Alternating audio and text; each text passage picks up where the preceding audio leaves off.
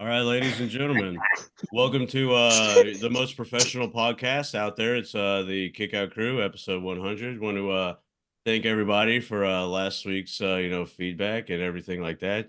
Trying to keep it professional now because this is a professional podcast. Want to encourage everyone to follow us on all of your socials. Nothing really out of control this week. Just kind of toning it down a little bit. Want to welcome everyone. Hope everyone's had a great week. This is episode 100 up. Oh, wait a second. Is it episode 100, fellas? Oh, that is not the type of episode that's not the show we are. That's not the episode we're having. Cuz we are the Kickout Crew. We are your show. And guess what, motherfuckers? We ain't changing for nobody.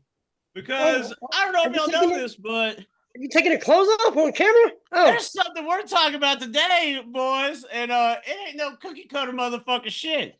It is the realest son of a bitch on the planet. And hey, well, let's get this motherfucker going the right way. Thank you, everybody, for joining us for episode 100. We cannot wait for this episode to kick off. And hey, if you thought last week was a doozy, oh boy, you're in for a treat this time. Because why not celebrate the centennial in the best fucking way we can? And that's by being your show. Because, hey, we're here for y'all. Want to welcome everybody. Be sure to follow us on all the socials. That's Kickout Crew. And I guess today's agenda, might as well get into it. It's episode 100. And, me being a part of the show more than I realize now. Shout out last week. Episode 100, I made a plea that we would not cover many Stone Cold matches because that's like the holy grail of shit. Like, and I don't want to burn out of them, And WrestleMania 14, well, isn't that where the Austin era began? So of course we're not just going to put that on any episode. Why would we do that? This is a special moment in wrestling history and in our history and like pop culture history. So we saved that one at the granddaddy of them all for this. Because is this not the granddaddy of them all? 100 fucking episodes. The little engine that could is chugging on down the tracks, baby. And I just want to welcome all the guys here, welcome all the fans and episode 100, man. This is a big fucking deal. And what better way to get into it, I guess, than to, get it going. So before we get going, I believe we have a little special shout out from a couple friends of ours. And you want to talk about this being showtime? Well, hey, some would say they brought the popcorn. So I'm gonna kick it on over to the homies real quick and see you soon. Hi, I'm Brad. This is Josh, and we are the host of the We'll Bring the Popcorn Entertainment Podcast. Each and every week, we'll be bringing you the latest stories from the world of TV and film, as well as breakdowns of the TV shows that we're currently watching and all of the films that are hitting theaters that we go and see as well. You can find us on YouTube, along with all the popular podcasting platforms for our social media. Anything else you want to know about us, you can head over to willbringthepopcorn.com. We drop new episodes each and every Monday. We hope you'll take the time to check us out. Well, thank you, friends, and we'll bring the popcorn and be sure to check them out because, hey, it's fun stuff. It was so nice, we did it twice. That being said, I've filibustered enough because Lord knows I'm going to talk a bunch this episode. Spoiler, 2 weeks in a row of me not shutting up. But enough about that. You know why? It's 100, baby. And what better way to slide that Benjamin on over than to Brad? Well, wait, Brad. No ranting on this 100 episode from Stanton? how in the world can we rant when we've been doing this for 100 episodes? What is there to bitch about? Life is good, right? Let's go back to episode 1. Let me ask you guys a question. When we said, I'm down, James, when you said I'm down, and then we everybody else came in, did you ever think that we would have on a guy like Jared Fritz? Did you ever think we'd have a guy on AJ Kazana? How about Thrillbilly Silas Mason? By the way, shout out, support his GoFundMe. He did have a fire at his house, but we are all there for him. And how about this? Buff Bagwell. We had Buff Bagwell on the show from our childhood. Buff Bagwell. Shout out to Buff Bagwell, Dark Side of the Ring. That is a doozy, to say the least. I mean, everybody wants to shoot their father sometime, but he actually got to do it, right? Alex Kane for coming on 2 different times. Twice. Mr. Thomas twice. Mr. Thomas twice. You know, we've had Stunt Marshall. Anybody Twice. forget that? A combined total of 10 hours, 2 appearances. My personal favorite, Cabana Man Dan. Cabana Man Dan. Let me ask you a question, guys. At the beginning of this thing, did we ever think we'd even have a guest? No. I was scared shitless the first time we had a guest.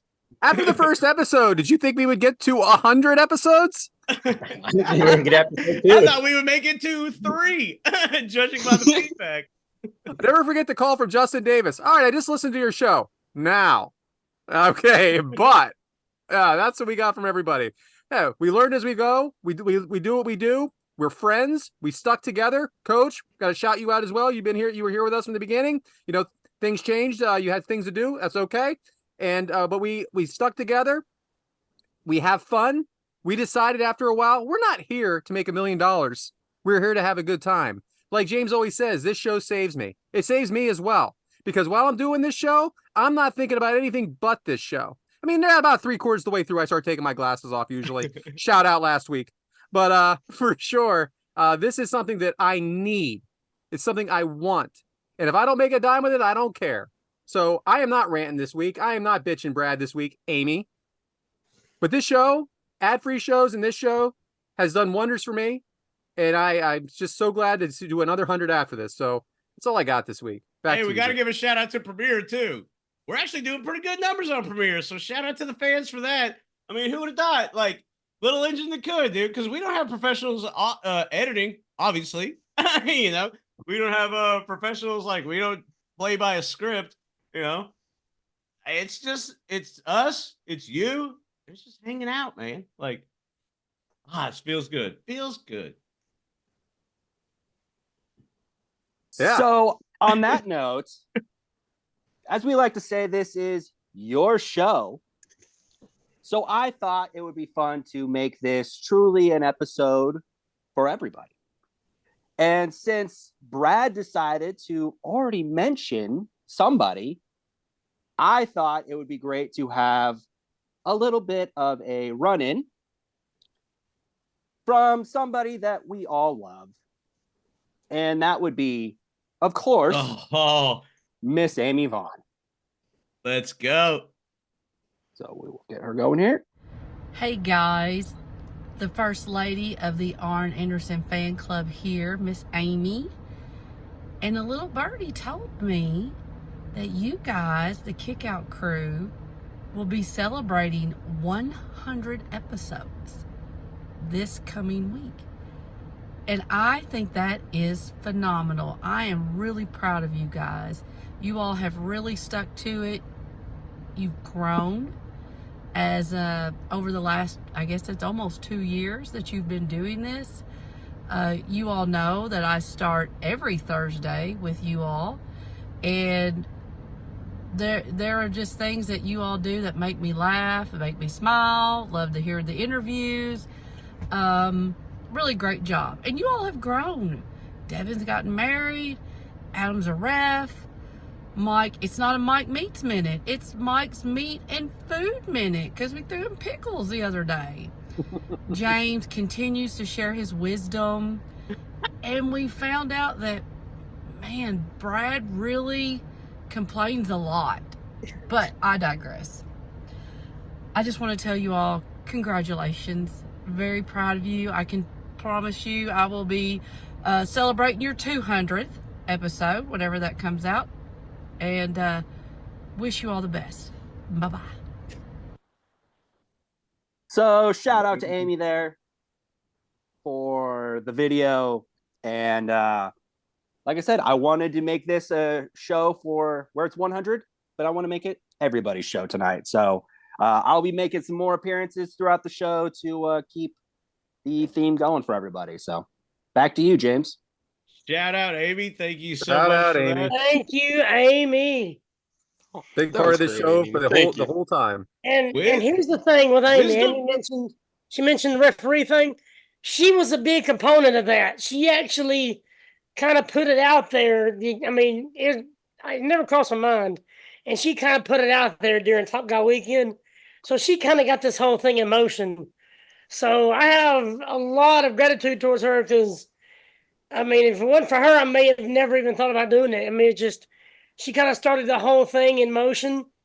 So from the bottom of my heart, thank you, Amy. And thank you for listening to us every week.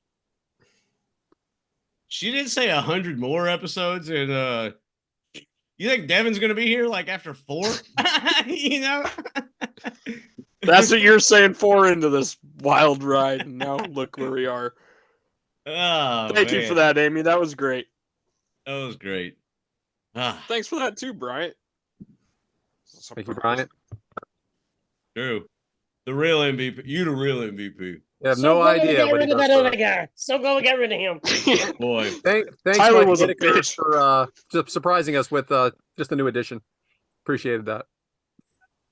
Bryant.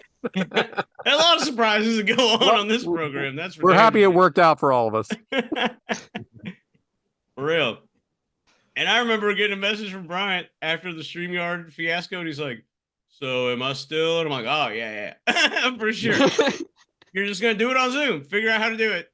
And you're It's just in your the group show. chat now. That's just the way it is. You're just gonna It's your do what we show. say. Figure it out." And now I've become almost a Zoom expert. So thank you guys. There you Nothing go. better. Shout out to the Zoom Corporation if you need somebody. Bryant is an expert. Yeah, too bad we can't be a StreamYard expert, but what can you do? Well, we probably would have been a StreamYard expert, but you know, someone's microphone was just going off. And speaking of going off, I guess it's Mike's 100 topics of the mouth. Let's go, Mike. It's all At you all Echo on day. StreamYard. So Mike, Oh, go ahead. Topic 1. Straight yard. My favorite is when you do a list. So I hope this is 100 topics. Oh man, no, I really ain't got too much to say. We are celebrating our 100th episode, and I want to give out a shout out to you guys. The 5 right here on screen, Brian, you behind it. We wouldn't be here today, so thank you guys for putting up with me through this. I want to thank all the fans that are out there that listen to us. 100 episodes. There's people out there that actually listen to 100 of our episodes, and they're still around. I don't know what the hell they're smoking, but they're smoking something pretty good. Shout out. And, of course, to my family, Beth and the kids, helping support me through this. And, of course, the girl's going crazy as soon as we hit that record button, and like I said, it's just a big thank you. I am overly excited about this, that we made it this far and we're still going strong. So that's pretty much what I got for us today. I have to piggyback on that because I thank you to Deb as well for putting up with me as well every Thursday night, taking the 2-3 hours out of our evening that I'm off work early to do this. And I appreciate you and the rest of the family, Kendall, Frank, and Lotus as well. Shout out Lotus Scholarship. Devyn, your turn. There you go. Yeah. While we're shouting out our wives, shout out Erica for everything the two guys there just said. Pretty much, like putting up with me. You're not even gonna say it. Well, putting up with me all like, week, and then on Thursday. Oh no. As long as there's not a basketball game. Substitution. Number 13 subbing out. Number 14 is coming in. I mean, I'd like to piggyback off of what you guys said. I'd like to think. You know what? I ain't gonna thank a fucking person because I can do this motherfucker whatever I want to. Isn't Ain't that no- chick still on your Do roof? you even know their names? That's what I was about to get at. Is that chick still on your roof? No, God knows. She Cousin's was. She girlfriend. wanted to be busted through it. Oh, I didn't want to say it. Throw her a piece of chicken every now and then. Yeah, some bones, you go. I want to give a shout out to 10 things because when they come together they make a hand and they keep me through. I just want to. You did good. 1 0 I put you through a lot. 100. We've done good. I like that, Devyn. 1 0 0. 100. Oh, 100 man. episodes. That was good. All right. That was 100 topics. Yeah. All at once. I did. 100 shows. 100 thanks. I will be damned. So I guess the other thing to do is, I mean, we are a wrestling podcast, you know. Hey, because Who people ask thought? me at work, like, I was like, yeah, we recorded 100 episodes. They're like, oh, dang, you know, like 100 episodes. And I was like, yeah. And then somebody else was like, so what is it? And I was like, well, like we talk about a lot of wrestling, but you know, about life too, like wrestling and life. Oh, what the fuck? What the fuck? Ah, whatever. But hey, now check it out. You'll be a fan. You know what? Because we're not only a wrestling podcast, we're a live podcast. But Yeah. we have an in-ring performer on our podcast. We're not just guys that talk about wrestling. We have one of them that wrestles. So that being said, Adam, take it away, bud. Dude, so as we record, you know, today's Thursday. Tomorrow I'll be in Calhoun, Georgia, finally meeting Alex Kane. Kumbaya. So I'll be representing the Kick Out crew for, you know, finally getting to meet him in person. It's I've been looking forward to it. It's something I've had circled on my calendar for a while. Super excited to finally just to get out of Alabama too. I've been to Tennessee, but it's my first time reffing in Georgia. So that's another thing I'm looking forward to. But it's just something I'm really looking forward to. Jay Lethal, get to meet him. And then last week I got to meet Hornswoggle. And after we get done recording, I got something we got to chat about. I totally forgot to mention it to you guys. It'll pop you guys. I promise you it will. But other than that, man, there's just a lot of stuff going on in wrestling. We got You can always chime in a little bit earlier and get that out of the way, though. Just saying. The reason a couple of us jump on about 10 minutes before. Oh, I didn't know you was a comedian, James. You said early. I know. Oh, you're making my chest hurt. Yeah, 701, 703 on episode 100. Hey, keeping it true, Adam. I like it. Hey, if it ain't broke, don't fix it. Cause we ain't changing for nobody. How we doing, baby? If I started being early, how would y'all think about me if I started being early every episode? Well, we know You know we hear about it from you the whole time. Right? Well, I think I was dying there or were 2 something if I was episodes early. early, and I think I was late both of those episodes. If I was early like 2 or 3 in a row, y'all would think I'm like my funeral's coming up. That was dark. Even that. All right. Dark Side of the Ring started season 5. Great I don't know if transition. y'all watched the one with John Tenta or Earthquake. Dude, I didn't know he died so young, man. I didn't know everything he went through. That was a damn good episode. It wasn't really a lot of like negative dark side stuff, but just his story was actually really good. Surprised me. So that's really good. His kids and his wife loved him. That's amazing, man. They were dedicated too. Yeah, and even that one person was like, Dark Side of the Ring, like, because it was like pretty like positive side of the ring, you know? So not so dark. Yeah. That was good. Episode 2 is Buff Bagwell. I mean, it's just crazy because I've been in several shows with him during whatever he was going through, his addiction and whatnot. I was actually like a part of that when he come to town. We actually chatted about it when I was younger, and so something that just sticks out. It was right after his neck surgery or his neck injury, before the surgery, after the injury, when he was really getting bad off into the painkillers, and that would always just stick out for me for some reason because it was like one of the first times I've ever interacted with somebody like that. So I'm glad to see he's doing 10 times better. He's not an old guy. No, he's not. He's only like, what, 50? He started so young. He feels like he's been around for 100 years, but he's like Brooke Shields, you know? I remember when she was younger. She's like, people say I look great for 40. I'm 28. Because she got started young, though. Like, yeah, way young. 13, 14. Like, he got started at 20 or something like that, which is really young back then for being on WCW. But just a heads up, when you watch that episode, American males will be stuck in your head the entire episode. American males. American males. I like that. If you Google the lyrics, it's just say American males times 108. Just like keep saying it. Got Eric Bischoff singing a little bit now too. A ball with Eric Bischoff too. It must have been after he got his head shaved. That's what I said to Devyn. Yeah. You know why he has no hair? Ad-free shows, Top Guy weekend. Top Guy Rumble. Or was Yes. it? Or what was that last year? They probably shot it. Yeah, it they was probably shot it last year. Yeah, because Buff was Oh, already yeah, doing that it. was- He was already filming when he was on the show with us. Sorry, he shaved his head so much making dumbass bets. I didn't know which one it was. Yeah, true. Shout out. And then Dark Side of the Ring, episode 3, they got Terry Gordy coming up. So that's gonna be, I think it's gonna be a pretty good one. And that's who Because of Throwbilly course- played in the movie The Iron Claw. Exactly. They So look it's so like- much alike. Yeah, it's insane how much they favor. WWE doing their thing with rivals. They had Triple H, The Rock, and then Jake the Snake Macho Man was one of the best rivalries ever, I think. Awesome. Just And awesome. then Cena Orton's coming up next week as we record, so something to look forward to. And then biography, WWE Legends, they did Randy Orton, which was, I think, one of the best ones they've done any season.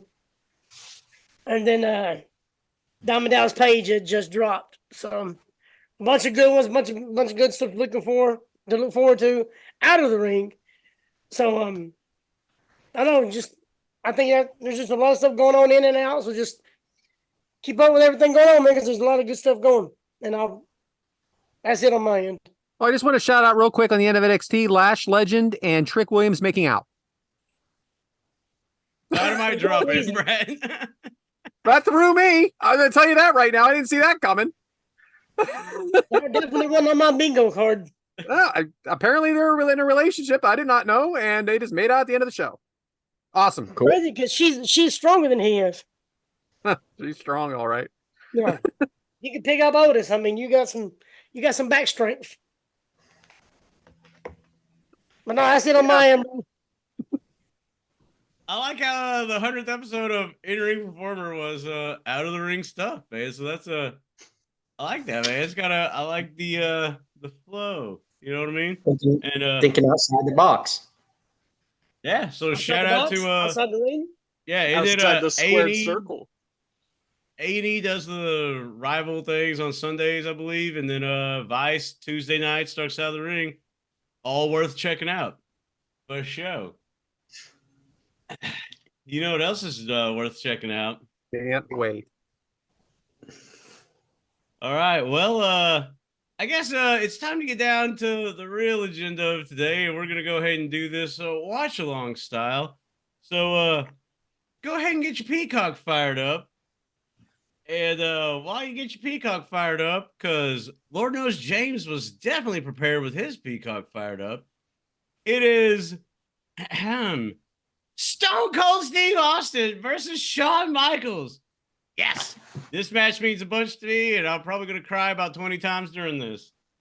It is for the WWF World Heavyweight Championship from WrestleMania 14. You look at that graphic. You got Tyson as a special enforcer.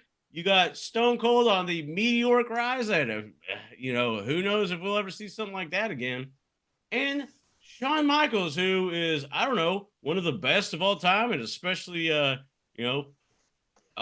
well, obviously he's injured, but he's at his game around, a couple years around this time. That being said, it is from the Fleet Center in Boston, Massachusetts. Shout out to that Getty Images, watermark copyright. Credit Houston Chronicle. Right? First. Newspapers via Getty Images. Hard to find anything that wasn't marked TD Garden. They already have all the update stuff, so. I understand. What do you think of that can, that Bud Light can? That's a different color for Bud Light, right? That's a bottle, Brad. Okay, bottle. Are you And not it's, going to talk about the cars? Because you got a lot of, you got fucking cargo trucks. You got a flatbed down there. You got all kinds of shit going on. I just love the Democratic National Convention is apparently going on. We're covering WrestleMania and Democratic National Convention. Hey, Can we talk about shout out. the bridge structure looking like wishbones over there? Yeah, That's that is I was wondering. definitely jumping out at me. A hell of an angle here, Brian. A hell of A an hell angle. of an angle. If you knew how long it took me to climb up on top of this building to help out the Houston Chronicle, man. Oh, wait a minute. Pyre's probably sent this to you, like, oh, I got you. I got you guys a picture. Go Pats. Go Pats. Yeah, I took the picture. But hey, yeah. Here. I think he was at the not there, but at the WrestleMania thing. I think he was actually at WrestleMania 14. Shout out Porta potty. Pyres. I'm sorry, Tony. Shout out Pyres. Shout out to that porta potty. Is this the arena Nice to- Dynamite was in? Always nice to use an outside facility. Oh boy, hey, did I tell y'all that the plumbing at our work is broken? We've had porta potties outside for like 2 weeks now. Please tell me you're knocking on the door when a girl's in there. Like, I need to go. Well, here's the thing: the ladies go to the building that's next door, the exchange, the base exchange. They go to the building because, they're not going to. Yeah, I agree. Yeah. Yeah. If they're taking too long in there, you can always just start shaking it. Hey! Well, I work on a base. Like, we're trying to provide the military, retirees, obviously, too, and, active members with groceries. And it's like, hey, welcome to your commissary. Piss outside. Nothing says we love the military like that. And I'm going to catch major shit if this ever got out. But, nothing says, yeah. Oh, boy. Florida plumbing, and the pipes and the erosion. I've said too much. You know what I haven't said? It took place March 29th, 1998.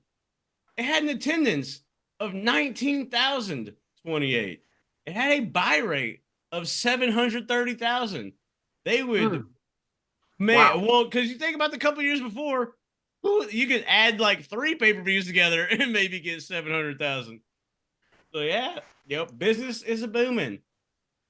Thank you, Stone Cold.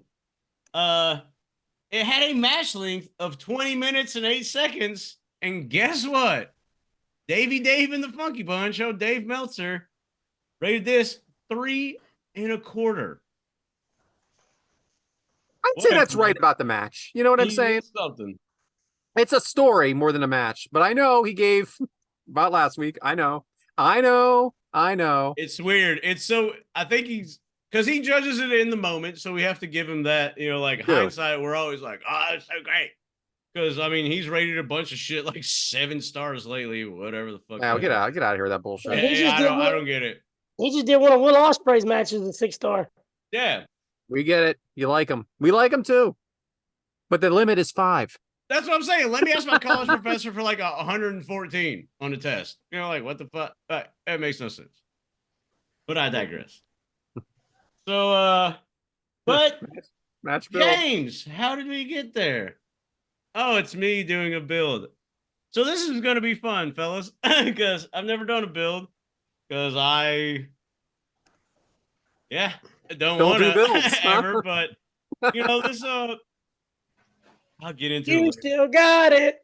I don't want to. You still got it. There's a lot of deep emotion in this match, but I'll just get to the build, and I may go on a mini rant, maybe during the match. I'm not sure yet.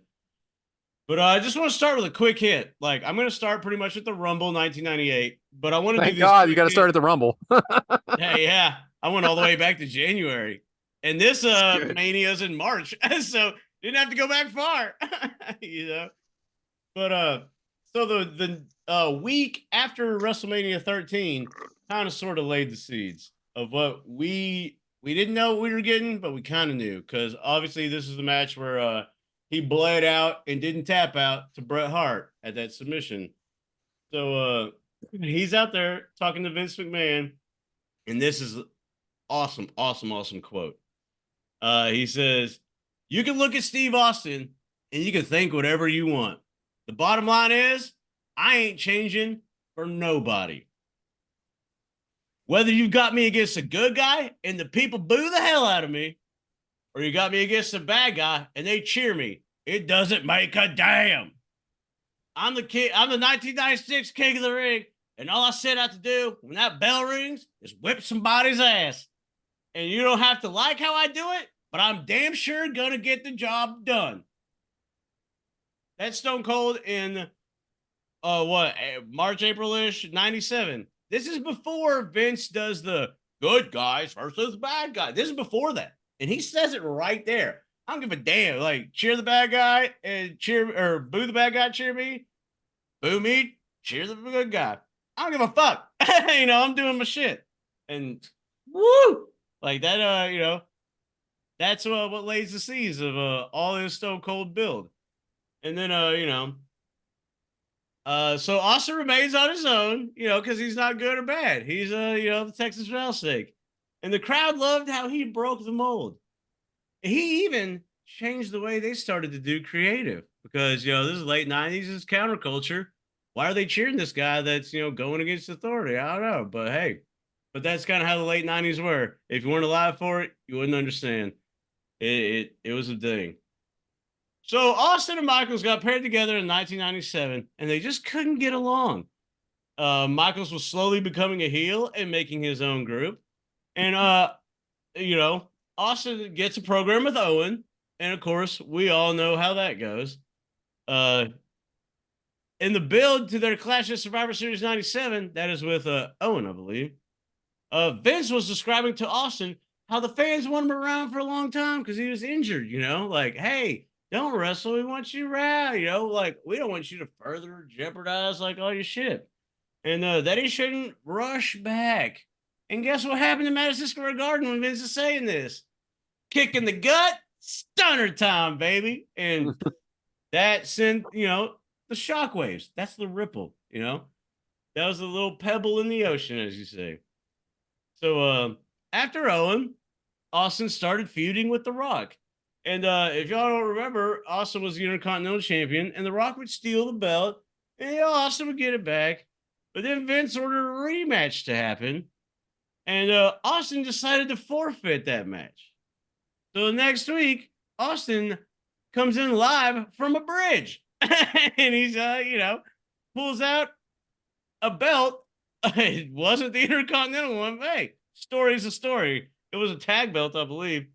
And he tosses that motherfucker over the bridge in one of the best, like, it's a moment on Raw, you can go back to like memorable moments, whatever. And that's one of the things, because Rock and Vince are in the ring, Austin's at this bridge talking shit, and he just pulls that belt out.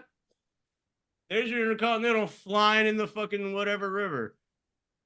Man, a motherfucker. And Stone Cold's popularity after that began to soar tremendously.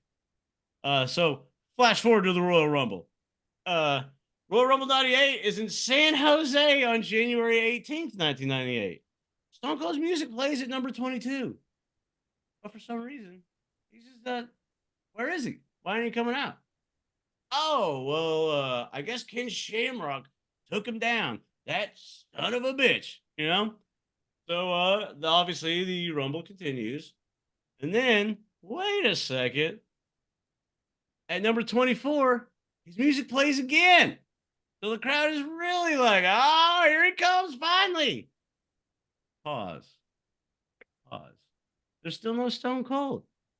But then, after everybody stops fighting and looks, boom, our boy comes from the backside of the ring, starts motherfucking hitting people, eliminates a couple. And, yeah. So flash forward to that, we get to the final four of that Rumble. And we have Austin, Rocky Maivia, Farouk, and Dude Love. Mind you, Rocky and Farouk are in the nation right now. Kind of feuding, but hey, they're still part of the nation. So then Austin and Dude Love start to team up and attack the nation members. Then boom, Austin turns on Dude Love and Farouk knocks Dude Love out. So now we have Farouk, Maivia, and Austin. Oh, what is the guy going to do with the deck stacked against him? Pay attention to that theme. Well, next thing you know, Rocky turned on Farouk and tossed him out. So then Rock survives almost being thrown out just to be stunned and thrown out. And there you have it. Your 1998 Royal Rumble winner, Stone Cold Steve Austin. But also, there's another match at this pay-per-view that takes place. It is a title match between Shawn Michaels and The Undertaker. And it is a casket match. And that comes into play, does it not? Because if you remember, this is when Shawn Michaels got hurt by The Undertaker throwing him over the ropes, and he clips his back on the edge of the casket. Eesh, ouch. And it looks painful too. So that will play a part in this feud as well going forward.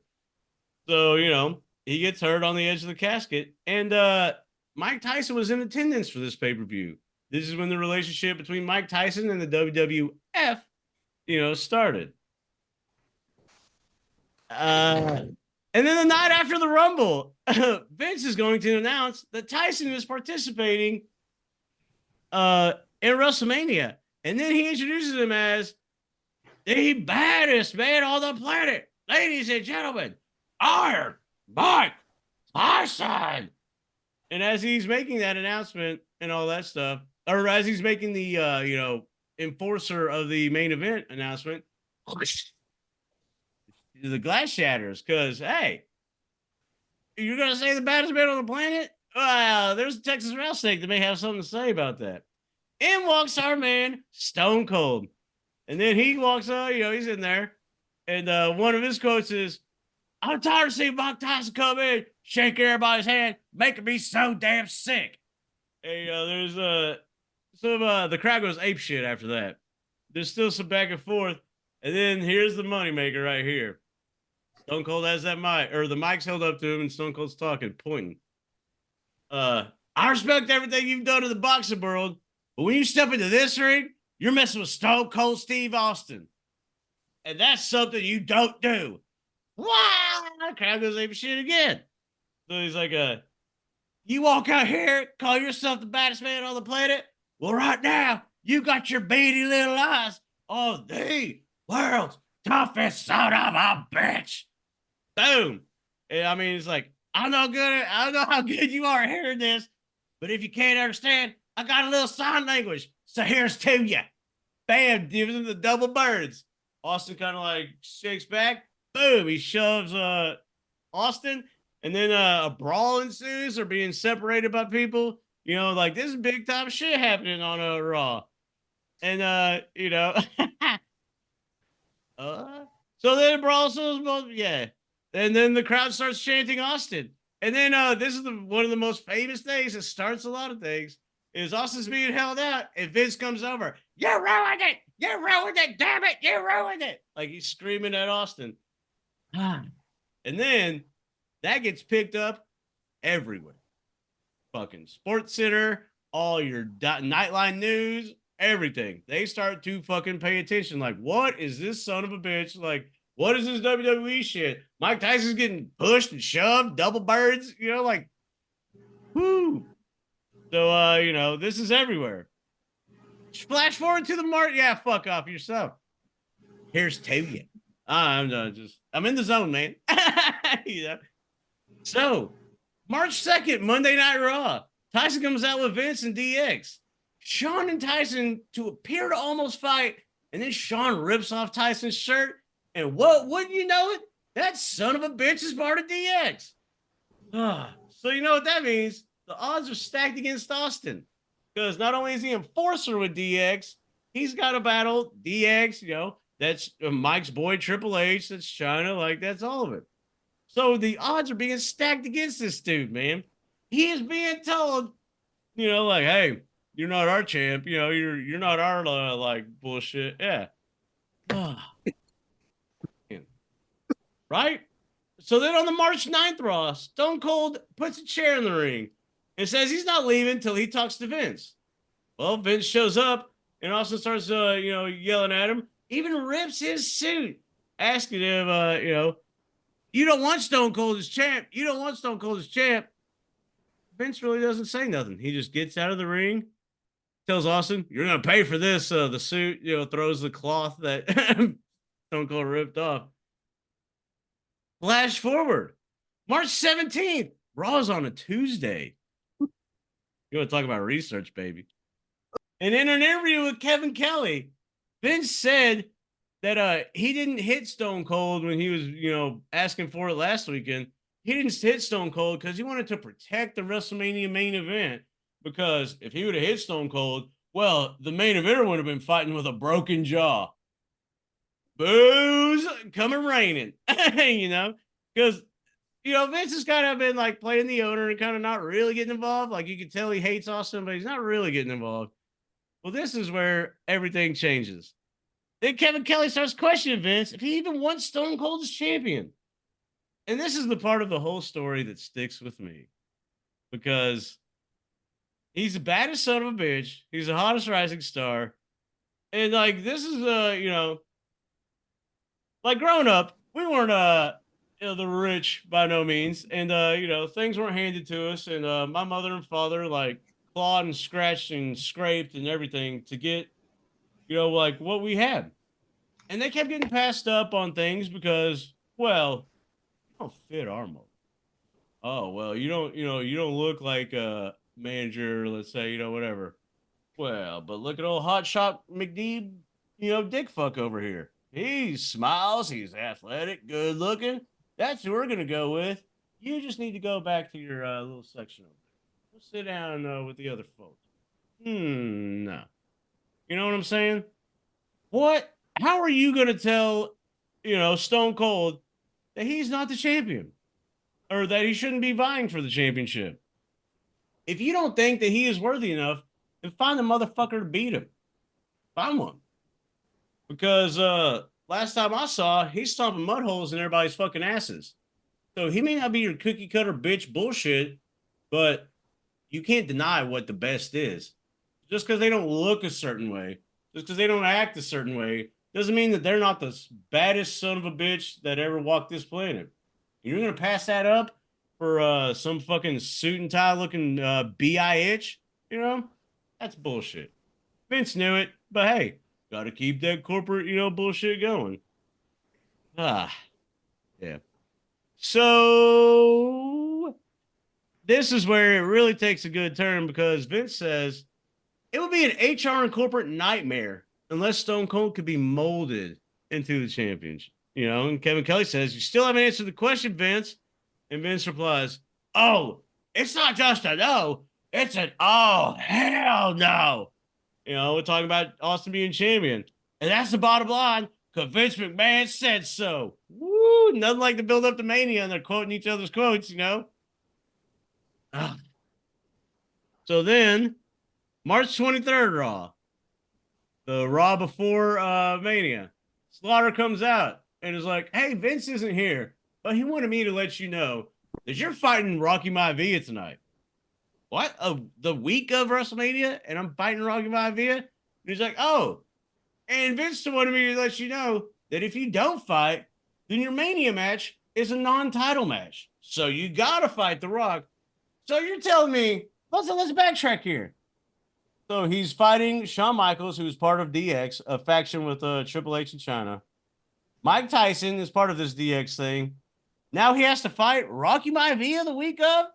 I mean, how many fucking times can you load the deck on this dude before, something happens? So then we flash forward to the main event. Stone Cold's, he ends up beating Rock with the stunner. Nation comes in. He starts to, attack them. Boom, here comes DX. And they're at the top of the stage. And Shawn's cucking around like some fucking Terry Taylor bullshit, gobbledygooking or what? I'm sorry, Red Roostering, plucking around. And then as the Raw ends, Shawn Michaels is walking down the ramp, Stone Cold's still in the ring, and then Triple H gets in the middle of him, like, no, stops him. And then boom, roll credits, put the copyright thing on.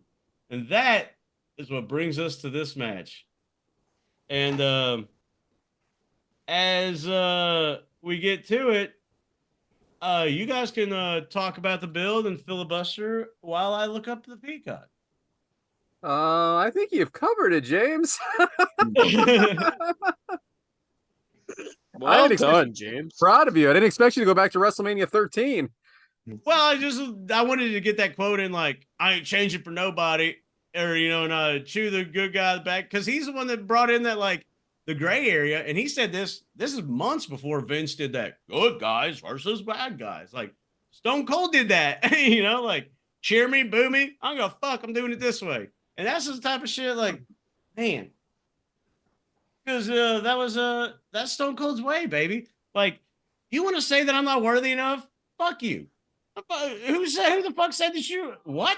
I'm the baddest motherfucker here, and you're gonna say that I'm not worthy enough to be your champion? Then put a motherfucker in my face and beat me, son of a bitch. You know what I'm saying? It's real. I was 12, 13 watching this storyline. It's still real to me, damn it, today. You want to say that I'm not worthy of being any? And this goes out to like jobs, relationships, life. You're gonna say that I'm not worthy enough, and you're gonna stack the fucking deck against me. Guess what, son of a bitch? I'm kicking out at 2 every fucking time, and I'm gonna be there smiling in your damn face. Not worthy enough. You're not worthy enough, motherfucker. If I'm so shitty, then fucking beat me. Get somebody out here and beat me. Get a better motherfucker out here and tell me, and have them show me that I'm not the best son of a bitch. Because fuck you, I am. Oh, boy, there's only one James L. Corey. He is the son of Randy, the son of Kathy. He's the grandson of Dempsey. I'm not worthy? Fuck you. How am I not worthy? Am I not the best son of a bitch here? And I'm not your little cookie cutter bullshit? Nah, beat me. Find someone. I fucking dare you to find someone better than me. Because guess what? I'm going to be beaten down to a bloody pulp, and I'm going to stand the fuck right back up. You know why? Because I'm the best son of a bitch walking this planet. So if you think I'm not your champion, then fucking bring them. And I'll knock every goddamn one of them out in a row. Boom, boom, boom. Because that's what we do. You know? Oh, your show. But yeah, like, I mean, this is real. You know what I'm saying? Oh, I'm not your cookie cutter, pinky out, Rockefeller bullshit. Fuck you. Bring it. Bring it. And keep bringing it. Because I'm going to keep bringing it too. I'm going to stand up every damn time. I'm going to look you dead in the fucking face and say, is that all you got? Really? That was your best? Because guess what? I'm the motherfucking best. You know? It's bullshit. Oh, yeah. You know, like this shit. I mean, fuck you. You know? I need you to quit beating around the bush and just tell us how you really feel. For real. Just quit beating around the bush.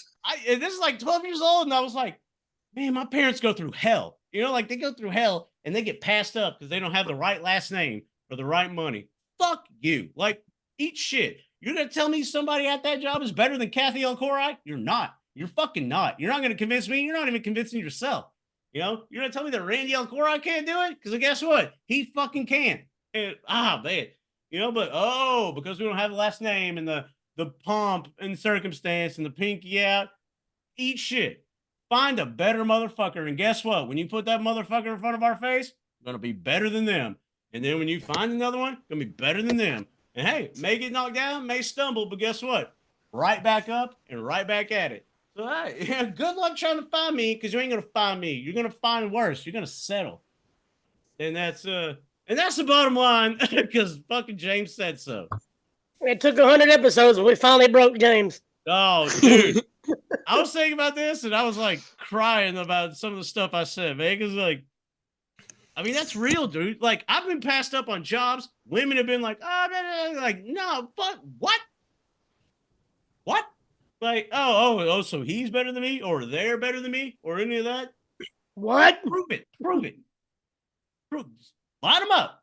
And I'm not talking about beating ass or nothing like that, but I'm just saying, how is that motherfucker going to outperform me at anything, ever? He won't. I've been through hell and back, baby. Perseverance is my middle name. I don't give a flying dick. Oh, this is going to be tough. Ain't nothing tough. You know why? Because we stand up and we fucking live another day and we fight for it. And we keep fighting. And you don't ever give up. If you give up, they win. And guess what? The corporation, you know, like the boss, like the evil boss with his henchmen, you cannot let them win. Ever. You have to stand up for what you believe in, and you have to fucking strive every fucking day. And you are going to take some L's. It's not all W's. You're going to take some heavy L's. And guess what you're going to do? You're going to stand the fuck right back up, and you're going to go again. You're going to take another step forward, and ain't nobody can tell you that you can't. Because you are the one that lives your life. They don't live your life. You live it. So if you want it, and you want it bad enough, then there ain't nothing that can stop you. Put your cronies in my way. Tell me I'm not good enough. Guess what? I shine every fucking time. That's real. So what match are we talking about? WrestleMania 14. And I'm not 100% sure on the time code, so if anyone 210:59. So put your peacock out, go to season 14, episode 1 on WrestleMania, and we're going to go to 210:59. 210:59, not 211. So everybody knows, the next time that James does a build, it'll be episode 200. Yeah, hey, man. I told y'all. Should have waited 2 days so we could record it on 316. Well, then when it came out of 323. Yeah, but we've been known in our hearts when we would really recorded. Yeah. Yeah, last week none of us mentioned that this episode was Pi Day. That's correct. I love pie. I love pie. 3.14159. 26535 8979323 846. 8675309. See, you get a little arithmetic on your show too. But before I get way too amped up and just hell, I'm fucking red now. I say before you get amped up, wait a minute. Hey, We're not man, amped up yet. kind of holding back some material, man. Before we get into it, let's go to see what our boy does, and that is 2 hours, 10 minutes, and 59 seconds on season 14, episode 1. It's WrestleMania 14. So without further ado, I guess we can rock down a countdown real quick. 3, 2, 1, play. Yeah. So here we are, WrestleMania, the main Got some event. red lights in the entryway. This is like their Starrcade 97 style main event because you can tell like big shit's a coming, with this Stone Cold build, and because the crowd really got behind them. They weren't behind them, a year ago, like entrance wise, but now when you hear that glass break, they're really fucking behind him now. And this is like, because he's speaking for the people, man. He's the voice of us. He's the voice of us. We all been pushed down and passed over and not told we're not good enough. But we got this Texas rattlesnake son of a bitch that's gonna fight for us, man. We all need a voice because they could have just gone Austin win or Michaels wins and then keep it going. But no, we got our motherfucker in there fighting for the good of us, man. Fighting for us. Hey, Bryant, I got to know, who was that walking down with Mike Tyson and Pat Patterson? Who's I was about to ask that. That is Tony Gurria. That's what I was thinking right. about. I didn't want to say it and sound stupid. Do you guys have him in the ring now? Yeah. So we got the baddest man on the planet with Pat Patterson and Tony Gurria as his bodyguards. Yeah. And he's not looking at the hard camera. His back's right to it. Yeah. So I got to ask a question that says nothing really to do with this match. Mike Tyson went to jail for rape, correct? I guess. All right. How is he not canceled in real life? Is that crazy that he's allowed to do this? Boy, you're opening up a big can of worms, Brad. It's just that people get canceled for saying the wrong thing now. We almost were canceled for saying the wrong thing. I guess what Brad's trying to say is things have aged, and nowadays you will definitely get canceled. Yes. By the way, good looking Mike Chioda there. Right? Yep, the best referee ever. What do you think of this back of the building entrance? It gives it a special feel. It gives it kind of a little realness, doesn't it? Yeah, because they didn't do that kind of stuff back then. There we go, baby. Well, but here's the thing, man, because this is the first pay-per-view I ever watched live. Like, I never got to see any shit like this because, we weren't wealthy. So I definitely remember watching this with, like, my dad and some family members and stuff. And us small-town Texas folk wanted that motherfucker to win so bad. Like, just to stick it to the man. You know what I mean? Like, Austin was our dude. Like, he spoke for all of us. Like, man, fuck your boss. You know what I'm saying? He tries to pin you down, get all these stipulations and shit against you. Fuck no, man. Come on, Austin. Like, let's go, baby. Beat him. Like, give us hope. Like I said the other couple days ago, like, Stone Cold gave us hope. I wonder if I can go no shirt with a vest. Probably not. Look at all these signs. You look a little Gilbergish. There's our boy right up front row with a red tank top. Oh, I thought you meant an orange shirt. Or a yellow shirt. A yellow shirt, yeah, and a purple fucking Macho Man one. No, the big fan that they did. I can't never remember his name. Dude, No, I know who you mean. Vlad. Vladimir. We talked about him last week. And also last week, shout out to Finkel there, Devyn, for saying that he likes a good donut. Great line. How crazy is it that we see Mike Chioda here, but he wasn't the original referee? It was supposed to be Earl Hebner, and he got like deathly sick and had to go to the hospital. And Mike Chioda was plugged in last minute. Yeah, I heard it's something like Mike Chioda and him were in the back room, and some eye drops got put into a drink. Oh, that's not true at all. Just Oh. this is a nice Wedding Crashers moment, okay? That was very Meltzer of you to just report shit like that. Freaking Triple H giving the finger to the camera is fantastic, by the way. Yeah, Sean was so good back then. Oh, here we go. the best fucking theme performance at a WrestleMania ever. Say what you want to about his backstage, whatever he did. Shawn Michaels was just so damn good in the ring. He's so upright though. This because his back is freaking killing him. You know, he's like, He's in such damn good shape even here though. The It's band amazing that misses he even break got it beat. down. yeah, it is good shit. The lead singer doesn't say break it down. Oh no, oh, okay. He's like bow to the master, and then the drummer's like, "Da, da, da, da, da, da," and he just kind of like turns and looks at the drummer and doesn't say break it down or nothing. And then they come out That's like glass not shattering. You know. for real. I wonder if it's cracking and not breaking completely. I wonder if that part's added in. Like, you know, you can add parts of the songs in after. Or if that's a Kind of WWE looking touch. jacked too, bro. Oh, they took it out. Yeah. Like, Break It Down is not actually in the song. Like, that's a WWE touch in it. Where Shawn Michaels or Oh, Triple H God. says it or something. Yeah, you're on some shit now. Such a great entrance. Yeah. He looks like a man walking with a horrendously bad back and in pain. Yeah, he does. I mean, I feel Like every his bump face from looks him in like this. I'm fucking hurt. You know? You know, and I just watched that Rivals with him and Undertaker where he does hit his back on that coffin, and they show it 6 times. I'm good. You know, you can show it once. It's like showing Darby go through the glass 100 times. Hmm. I don't know. They're doing it, though.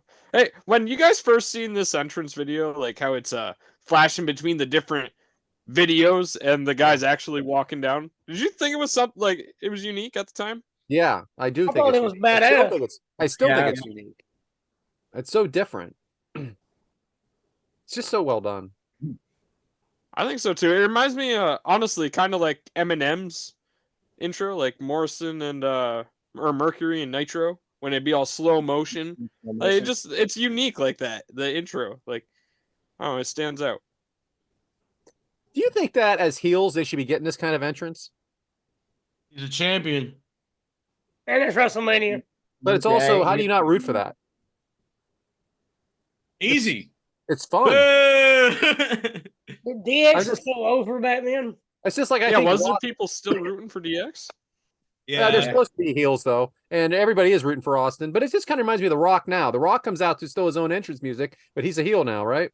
Well, everybody cheers, like, they'll cheer an entrance and then boo the other shit, you know? Yeah, it's true. Yeah, because they're never going to stop cheering if you smell what The Rock is cooking.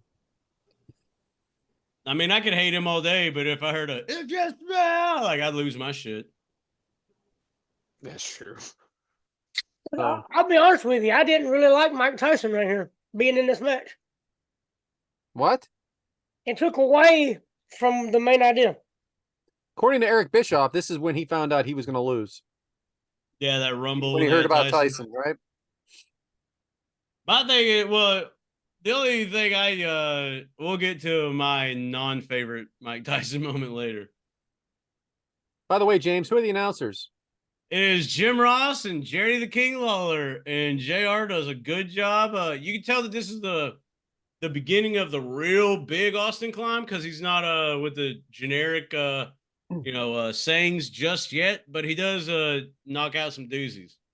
I will say this about Shawn Michaels. As hurt as he is in this match, he does not hold back at all with some of these landings. Can't, bro. It's WrestleMania. I understand that, but he's out for 4 years after this. Yeah. Oh, yeah. Because that's what I was thinking about. When I was watching it, I was like, dude, that dude's done after this. Like, not like I'm out for 6 months. Like, No. done. Done. He basically said, "If this ends my career, it ends my career." That's the way Yeah. I've never heard him say that, but I mean, you have to think that's what he was thinking. I'm going out like this. Yeah, exactly. That's what I was getting at. Like, it's his WrestleMania. Like, he's Because the next putting night, over the next star, and he's in the ring with the greatest athlete at the time. He's got to put it all out there. and the next night, DX gets revamped, right? Yep. Yeah. They that's had where Road X-Pac Dogg, comes back. or they had the Outlaws or whatever, and then 6 or what? Tell you this, Sean can't help but show his ass. Boom. That's true. In more His ways ass than landed one. right on Triple H. For those of you that don't know what we're talking about, I hope you're following along Yeah. because it's a little bit of a time here. Oh, I mean, should somebody be getting thrown out of the ring with a bad back? He landed flat on his back too. I mean, it didn't make it better. You could, like they say, you can't make the injury worse. Yes, you can. You can make this worse. Boy, there's a I don't know if I was away when there's a fucking corner post shot where Michaels flips upside down. Did that happen already? No. No, but I mean, is Triple H allowed to fight Austin? Well, we'll find out here in a couple seconds because There you go. You know, I'm a little bit ahead of you guys. Banned from Just the throwing him out of outside. here. Once again, I'm a little bit ahead of you. Triple H, I don't know How where is that? everybody's at. Triple Well, H, I hit exit when we said go. That was a smart move on my end. Yeah. So I'm You guessing. did the countdown. I know, and I hit exit. Exit button. 3, 2, 1, X. So, Hey, you know, that's 100 episodes, baby. That's us. so the way I wrote this down here, Kyoto, of course, sees everything that happened, but then it's instead of ending the match, because that's not going to benefit Austin, he gets to get rid of him. Yeah. And that's kind of what the Attitude Era was. They did a lot of that. Oh, so hell, there's a bunch of forfeited titles. Like when I was doing research, one article said, you know, like, and then Austin forfeits the title. If you notice around this area, there's a bunch of forfeited titles. And I was like, that's true. You win them in the ring, you lose them in the ring. Not in 97, 98. Yeah, Kyoto's being very lenient right here. Yeah, he is. What do you think? I mean, shouldn't he be counting at him? He should be in the ring counting definitely because No, he's out there saying, "Stop it!" Did you Triple imagine H a has double already got count out in involved. this main event? Triple H has already got involved and Shawn Michaels has already used a weapon. Do you How think awesome Cody's story's not going to happen because there's going to be a double count out? Right. What do you think of Sean's tights, guys? It looks Maybe like some the Shawn random- Michaels unknown. Some random guy standing on the outside of the barricade. No, jumping off the top rope. Definitely in the sign era. Oh, yeah. Saw some signs last night at the Dynamite show. I'm like, how'd those get in the front row? But the Kickout Crew one couldn't. Right? Yeah. My There it sentiments exactly. Bring back Sammy. Oh, there, I yeah. read it. So I right read it. there, he's got a bad back, and he just shit. You realize how hard he hit that turnbuckle? That's what I'm saying. Like he's got a bad You hear back, and that had to be like, woo. That had that to be. padding ain't shit neither. And then atomic drop on his nuts. Yeah, that atomic drop looked rough too. Yeah, you seen Stone Cold kind of look down and check on him. Dude, that throw into the Normally their corner. feet kind of land steady. Michael's If feet you go back landed and and slipped. watch, if you go back and watch Austin coming off the ropes, he's kind of smiling. Dude, knowing what Michaels is going through, and you see that fucking hit to the corner of the turnbuckles, you're like, Unbelievable. how did it not like break his back? That He had is- to be so fucking painful. His selling is just next level, though. Man, isn't it? Is he really selling? Yeah, I think so. I 'Cause mean, he's hurt. no, he's hurt. I agree with that, but he's still like putting everything into the, the after of it. Yeah. Yeah, like Adam. Like there's an initial sell, but then there's kind of like the post sell. And I think Shawn Michaels does, or a continue sell. I don't know how but yeah, I think Michaels does it, one of the best. Oh, He'll God. do the initial like, oh, and then he'll like milk it or whatever, I'm not a big fan of landing on the announce table like a face first kind of thing, but I think, yeah, for real. That But didn't Mike- look fun either. but Michaels does a pretty good job of making it look like it actually happened because usually you just see hands.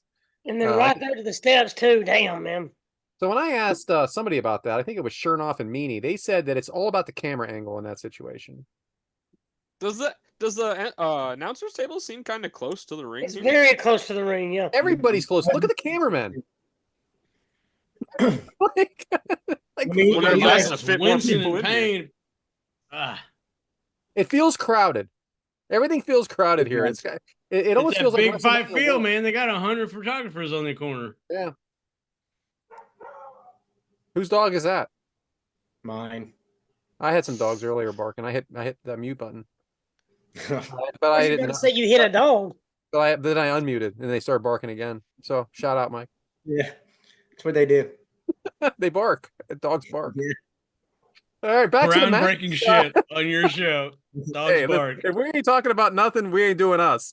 Dogs bark. It's like You one of got my a favorite WrestleMania mic clips, man. I headlock. still watch the clip. Well, if you ain't sitting, you're standing. Yeah. And I was like, oh man, it's so classic. Sitting, you're standing. 100 episodes, baby. Is that like a Bruce Pritchard look like right there taking pictures in the purple shirt? Yeah. I think it. Bruce, goddamn, get a camera, get out there. Yeah, maybe they'll start WWE knows? magazine. Bruce, And we he's need the only some one wearing pictures. purple. Vince may have been like, we needed to make like more people to taking pictures. Bruce, get out there. Right? I mean, he's the only one that's in purple and everything. So Yeah, so That's maybe like- Vince yeah. did run his ass down. Purple This guy in a Doritos. bright green shirt with one of the old rotating cameras. I don't even know what they're called. Kyoto didn't see it, my ass. Ring bell. My favorite part of the ring bell is hitting it with the board side, not the bell side. Just like the sledgehammer. Let's hit it with the bottom. Right, Up. yeah. Let's not swing the sledgehammer and try to kill him. Let's shunt them with the sledgehammer. So is it true that Undertaker says he was backstage? Well, I think he said it. He was backstage just in case Shawn didn't do business, right? Why the fuck Right. would Shawn want to do business? He's freaking ready to die. out Right? here. I'm not gonna lose. I'm not gonna wrestle. I think it may have been a lose his smile type of moment, you know? Oh, yeah, I love that. Oh, nothing more obnoxious than that, prickett angle, huh? Did Shawn lose his smile? The only thing that makes it obnoxious is that he came back so quick. Yeah. Like, let's say he would have been out a year. All right, get it. Right. And that was 13, round 13, right? yeah. Yes, it was. Yeah, yeah. And I bet Undertaker was probably back there because of what happened in the past. Yep. Yeah. Shout out to you, Adam, for saying about the Rivals, though, because that is Undertaker and Shawn Michaels is a fun watch on Rivals. Oh God, it was so good, man. As Well, much 'cause as they people hate think each about other, like 25 love each and other, man. 26, like Mania 25, 26. But you got to think like back in like 96, they feuded like pretty heavy, you know? they went through all of it, James. It's The fantastic. Hell in a Cell, the fucking casket, like Yeah. And I mean, it speaks to their professionalism too, because Undertaker flat out told him and everybody, "I don't like anything out of the ring. I don't like anything about you." But in that ring, I would rather not. I would rather be in there with nobody else but Shawn Michaels. So And it Shawn just Michaels, goes it to was show that- likewise, by the way. He didn't care for Undertaker. look at the As it hand on shows, Shawn shows the Michaels' back while he's professionalism. doing these punches. Oof. Probably nursing that pain, huh? He's in pretty good shape, though, man. I'll tell you. I'm not lifting Yeah. weights if my back is broken. But to get back to that, I think that's why him and Brett had like, because like, hey, I may hate the fuck out of you, but you're gonna give me like an amazing match, So kind of like it's a love hate thing. Like, I don't want to wrestle you, but I know we're gonna fucking tear the house down when we can do. make money together. Yeah. Yeah, let's not forget the reason Shawn Michaels is the heavyweight champion at this point is because of the Montreal Screwjob. Very true. Shout out Hebner. Shout out, Shout out. reffing it up with Brian Hebner. Ha!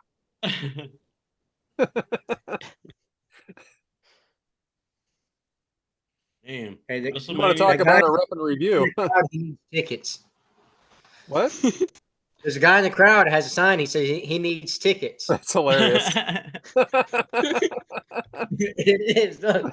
There's some He's great on the- signs, man, that just are pointless. Well, and the people best. forget, like, this is I mean, actually a pretty good Mania, too. I mean, they had the tag team, whatever the fuck do you call that? Oh, With, yeah, like, the- all the tag teams. This is Kane and Undertaker, too. Sable and... Was it Jacqueline? But I have no idea. I can't Brian remember. probably knows. Because Luna, Sable and maybe? Marrow is on this card doing something. It was Luna and Gold Dust. That's what it is, yeah. By the way, shout out to Sami Zayn. Shout out. It wasn't what I wanted, but I still think it's going to be a three-way. Well, I think Gable. so. Yeah, I do, and I think Gable wins. It's gonna have to be. There was just something too much Gable happened wins. after. Too much happened after. Oh, so Gable gets put in there and pins Sammy. That way Gunther doesn't take the loss. I really Yep. think he should pin Gunther though. He has to, right? That's the story. Finish the story. Fuck. But you got to get him in the match first because he did lose clean. We can only finish one story a year, James. Come on now. Oh well, they haven't finished any. You know, That's true. Did Kyoto ever talk about his interactions with Tyson? I don't remember that. I wanted to talk about Kyoto's. I want to ask Kyoto about his shoes. Anybody ask him about his shoes? He's fucking going through these. If you look at the camera shots, his shoes are like he's walked through the soles. Like the bottom of his shoes are poking out. These are the questions you need to be asking. That was the thing back then. That was the thing Look at that his held shoes right air. now. Hey, he's walking through them, bro. He's got holes in his shoes. That was the thing for the air pockets that made it a soft. I remember them shoes. I could never He's get got that. them Nike Shocks. Yeah, it's like the shocks before shocks got big. I got you, because when I was watching it, I was like, fuck, is Kyoto like, they won't buy him new ref shoes? Like he's, you know, because it's like he's walked through the soles, you know? Maybe he'll get some more after this WrestleMania. Yeah, yeah. Hey, when you get that WrestleMania payday, go buy yourself some fucking shoes. They this card for WrestleMania 14 though, LOD 3000. That's what I'm saying. Yeah. It's the first live like pay-per-view I've ever watched. Go ahead, Adam. Who do you got? Hunter Hearst Helmsley, Owen Hart. That happened earlier? Yeah, The Rock and Ken Shamrock. Rocky Maivia, Ken Shamrock. This is when they had the dumpster match too. Yep. New Age Outlaws and Cactus Jack and Chainsaw Charlie.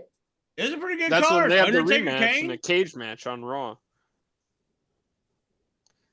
Why is Kyoto telling I don't know.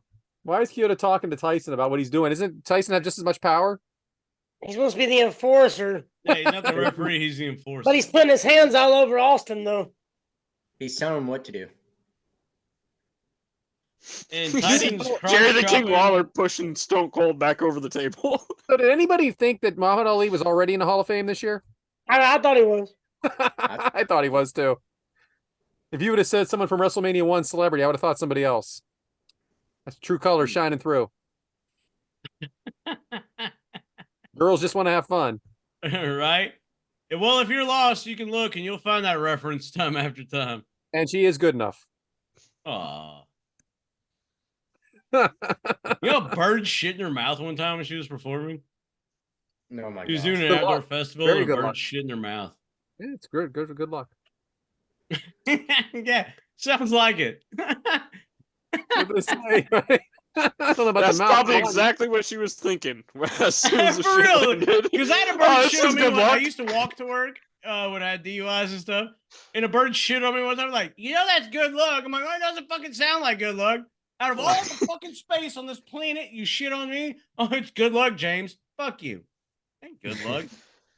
Bad luck. That's a direct hit. You know, that's a snipe. It's good luck.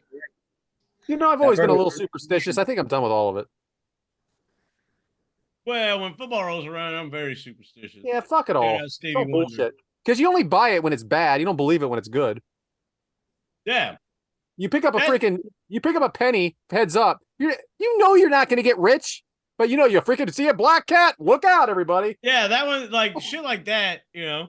But if it's like, well, last time this happened, you know, the Cowboys won, I'm very superstitious when it comes to that. But the penny thing and black cats You're and shitless everything. of mirrors. Here we go. He's turning the figure four. Turn it. Oh, the agony. Oh, the pain and the agony. Jim Ross says on commentary, if he turns it over, that puts all the pain on Michaels. Oh, man, it's just crazy how the same position, just flip it over exactly, just flips the pain all of a sudden somehow. Isn't this my line and you're supposed to turn your sound off? No, it's just crazy because, I mean, that's what happens. As soon as you go from your back to your stomach, all the pain. Hey-o. This sounds like there a it is. porno all of a sudden. Yeah, nothing like a good porno. And then all you got to do is just make it tap. Again, good porno. Nothing like a good porno. Freaking Kyoto.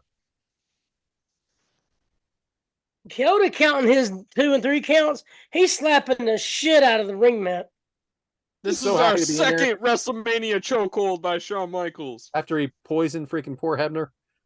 You think Yeah, this so is a You think this is a hey, my back hurts like a son of a bitch spot? Ooh. There you go. That's what you get. Oh, and now look at Mike's face. Kyoto's yeah. in the exact Keep looking at position Mike's to be in. face. Yeah. Kyoto just Tell me. happened to be right in that spot, right at Yeah. He looks like he's enjoying it a little bit. Not an ass. I think his tongue was out there for a second. Somebody should Freaking can't- clip that and send it to Kyoto. Yeah, and can't Paulie. close his mouth to save his life. Hey. Mr. WrestleMania's ass in his face. Clip that, Bryant. Send it to Paulie B and Kyoto. He will. And we know that's yeah, Devin's you're about to favorite get stuff. delivered some mailbag on that one. Because he right here, like I was saying, Jim Ross says he's stomping away at Shawn Michaels, but this is before the like stomping a mud hole in his ass.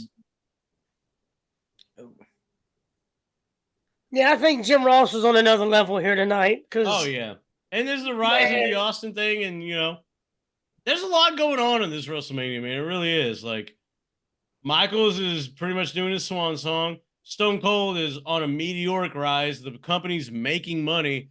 Jim Ross is coming into his own. Like, well, I mean, he's been on his own, but like, it's He was about on to really another pick level up. here. Anybody know what that ring is around his neck of Michaels? That's a ring from Captain Planet. What you do is when the rings touch each other, that's how Captain Planet comes around. He's Earth, a hero. When it takes wind, down to zero. water. Oh, Devin, I do you know appreciate, who Brandon is? Oh yeah, I had a Captain Planet VHS when I appreciate the quick answer at the very least. He had a VHS. Devin had a VHS, ladies and gentlemen. It's going to take pollution down to zero. Probably bought it for $5 at a garage sale. Whose garage was it? My grandma's. Oh.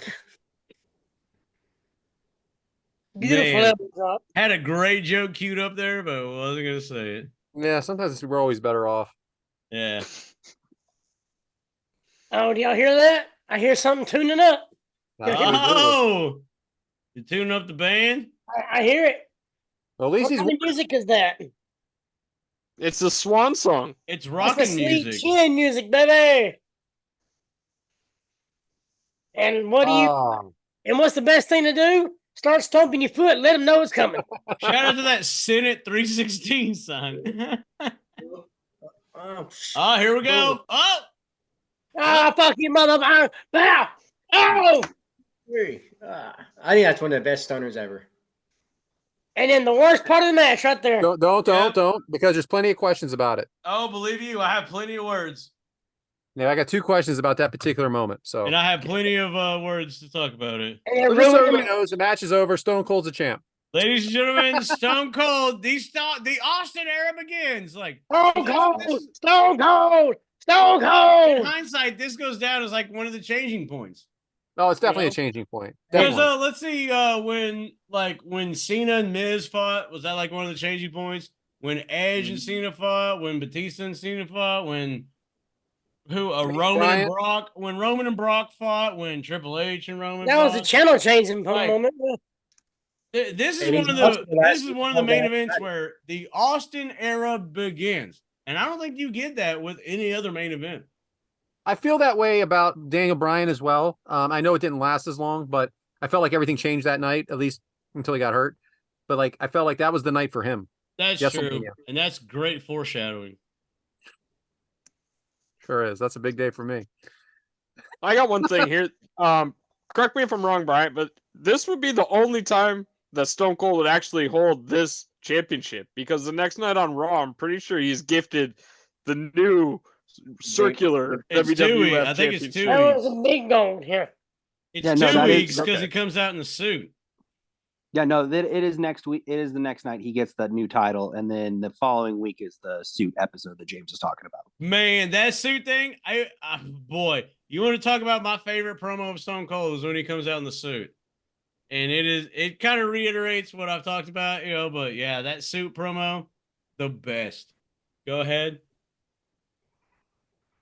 Sorry, So talk what was about- that to the Winged Eagle? What did they call the next belt? It was the Winged Eagle, and then not It Big was Gold, just- Big Eagle, I think is what The they call it. Big Eagle was the next one. Big Yep. Eagle. Okay.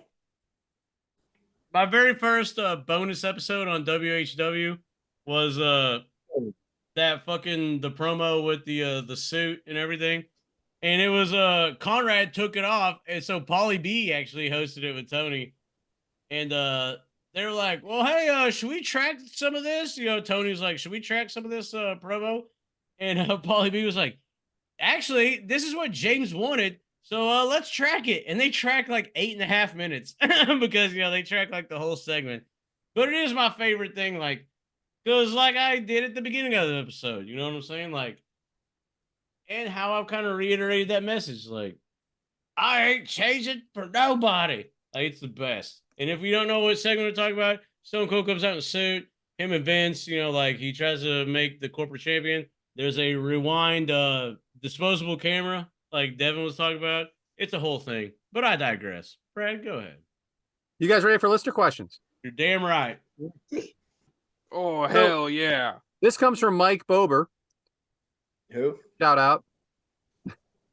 Yinzer. I like this question because I have a real good answer, I think, but I'm going to let you guys go because I've already read them.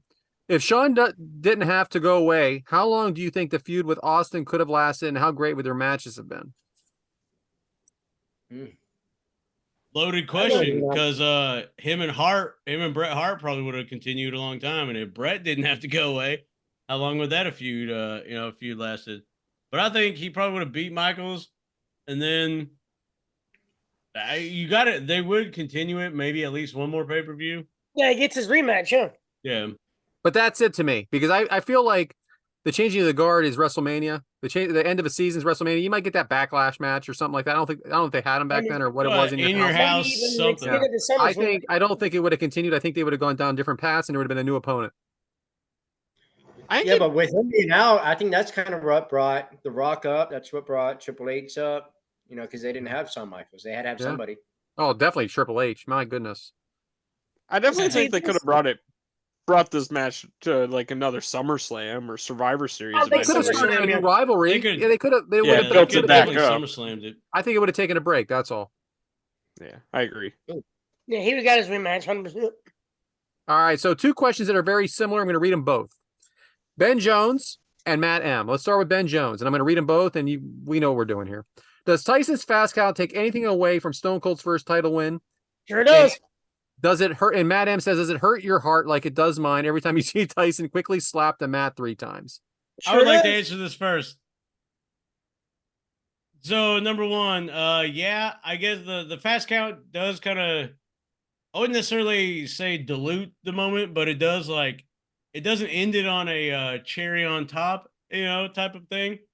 But my thing, and I kind of asked Bischoff about this, and I don't think he got what I was saying. So if you remember, Starrcade 97, Nick Patrick was supposed to do a fast count, but he did a regular count. That was a big moment in WCW's history. This moment in WWF history, Tyson, you hope he does a regular count and he does a fast count. If you switch the speeds of those counts, then everything's golden. Like these moments are remembered for different reasons. You know what I'm saying? Yeah, I do. Since the counts were the way they were, it's like, well, fuck, man. If Austin would actually, or if Tyson would have went 1, 2, 3, you know what I'm saying? If they switch the speeds of those counts, they're remembered completely different. But the fast count of Tyson, I don't think he gave the crowd a long enough time to initially react. They react on the 3, but I think by the time they got to the 3, they're already processing the 1, so it's kind of a delayed, like,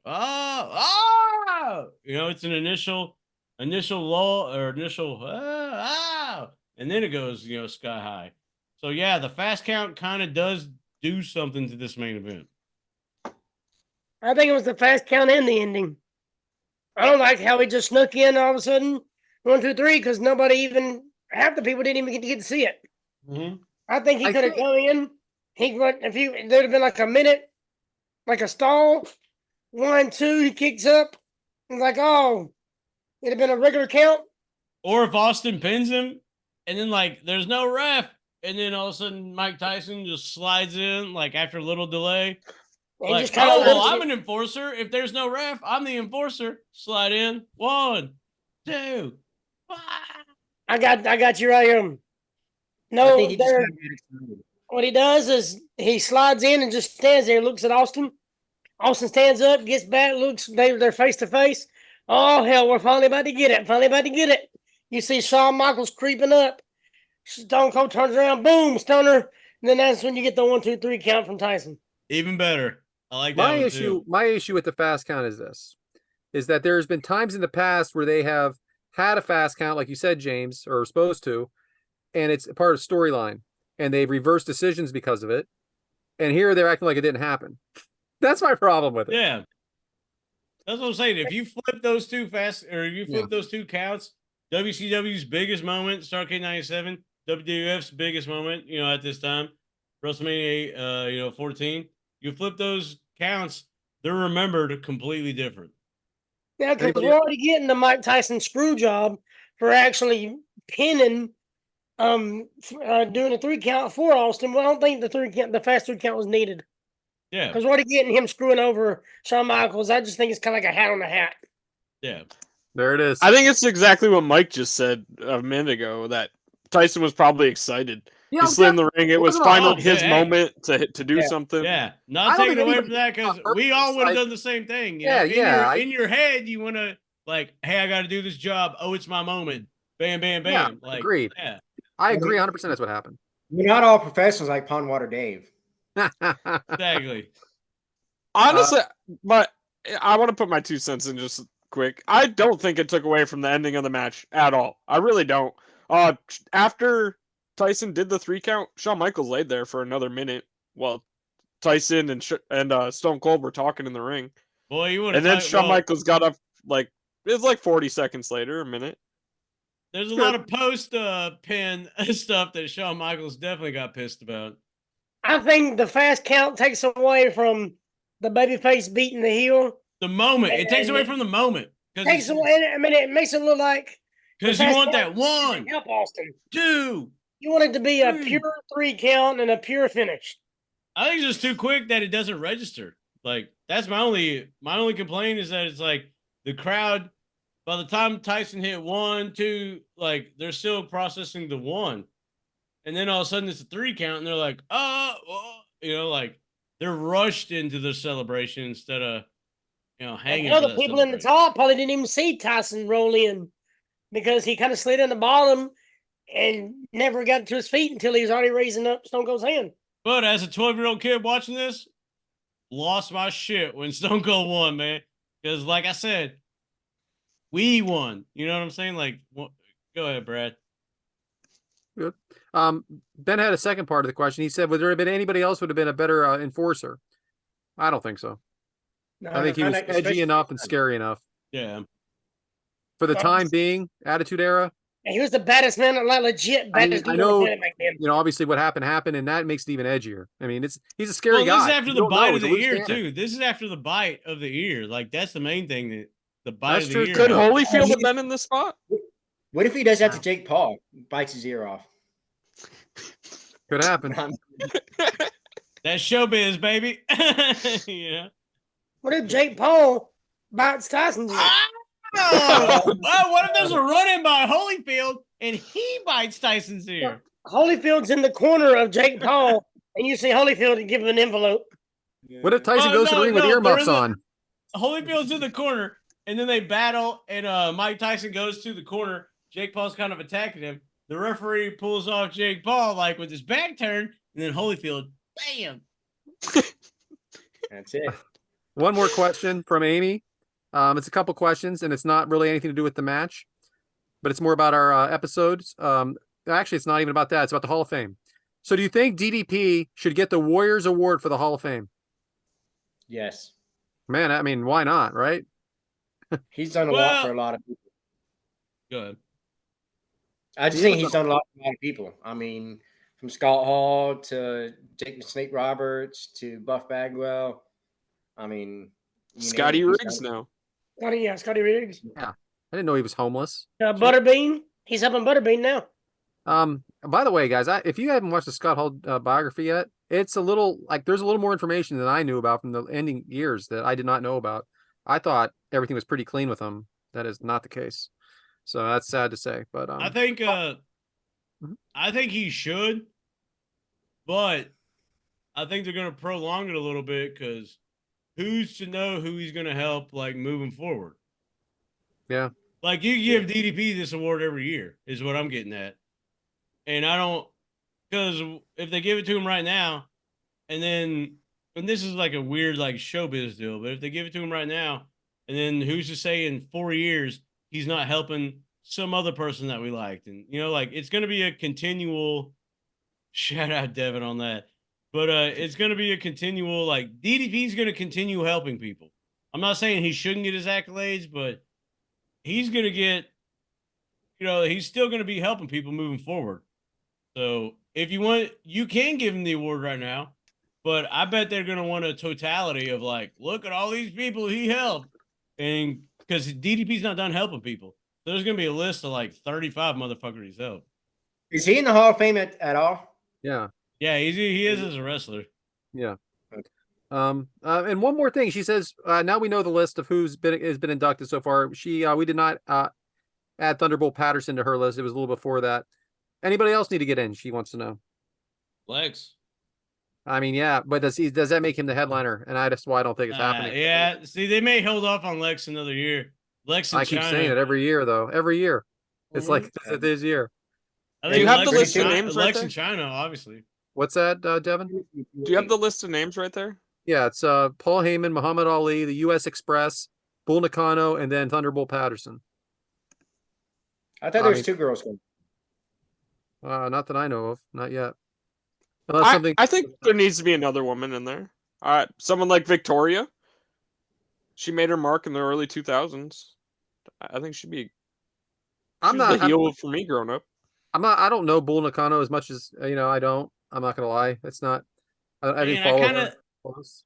Now that But you you're read right, though, I the agree. list, I kind of think you could slide Lex in there. But then he's your Because you're headline. gonna have Heyman, and then Nakano, and I think you can get Lex in there too. I don't know. I'd like him to be in there, but I just don't. I think that takes. I think because I asked you guys in the chat, like, do you think that Heyman's the headliner? Because I don't think he should be. He a is headliner. the headliner, yeah, but you can have the headliner, and then you can have like your 2 semi-mains. He's with only a Nakano headliner in and Philly. Lex. Don't you agree? He's only a headliner in Philly. That's what it has to do. You think he outdoes everybody? I mean, he's a manager. I think Man, his work that's a in lot the of wrestling mistake. industry and the wrestling business upon itself, we could give this man 4 days straight to talk. All right, was and he'll Bobby? tell us I stories think and he's a everything. headliner. Yeah, I think he's a headliner in any city. Was Bobby Yeah, I think Heenan so. the headliner? I don't know. I'm just saying, No. is he at that level? Like, I mean, like, I'm just saying, like, I think people in similar positions as him have been not headliners. That's I all. get what you're saying because Philly is kind of a perfect storm. Like, And look, because and listen, well, I here's the love real question. Heyman. Here's the real question. This is the question Brad's trying to ask. If this WrestleMania was like, let's say in Tempe, Arizona, would Paul Heyman be the headliner? No, I don't think so. I don't know. I That's it for agree. the questions. I get you on that. And I like Heyman. I love him. Yeah, but we all love Heyman. I but mean, I he's just don't a know if he's a bona fide headliner. Hall of Famer for sure. yeah, but it's also a little weird because he's part of the storyline too, and it's a heel storyline. That's like Ray last year, though. Yeah, but Ray's a babyface. He's gonna get cheered, and then there was some weirdness there with his son in the crowd. I do think pretending he wasn't happy for him. Yeah, Heyman would make it regardless. The fact that it's in Philly is kind of like, well, fuck, we got to do Paul. Like Yeah, I agree with you on that. Well, they said that- Paul Heyman's actually turned it down like a couple of times already. okay, that's interesting. Yeah, and then now he chose to do Philly. Go figure. But So- is that all the listener questions? yeah, that's it. That's it for the listener questions. I think they all saved it for whatever Brian's doing. Well, we got another run in. So Bryant, What Bryant's doing? I don't know what you can mean by that at Bryant. all. I don't know what we're meaning by that at all. But somebody you mentioned there in the during the questions, our favorite Aussie, Ben Jones or Ben Kyoto, whatever he'd like to be going by this at this time. Well, that gimmicks keep going. He's decided that he wanted to send some regards as well to celebrate out. our Beautiful 100 shirt. 100th episode. So let's hear from Ben Jones. Yeah. I'm just going to do a quick video though. Yeah, for the cock. KOC, cock. Yeah, well, Kick Out Crew. Yeah, it's a podcast done by a few guys in America about wrestling. It's their 100th episode, so yeah. The disappointment on his 23 of them face. have been entertaining, so hopefully, fingers crossed, going forward, yeah. Well, yeah, like it's your show.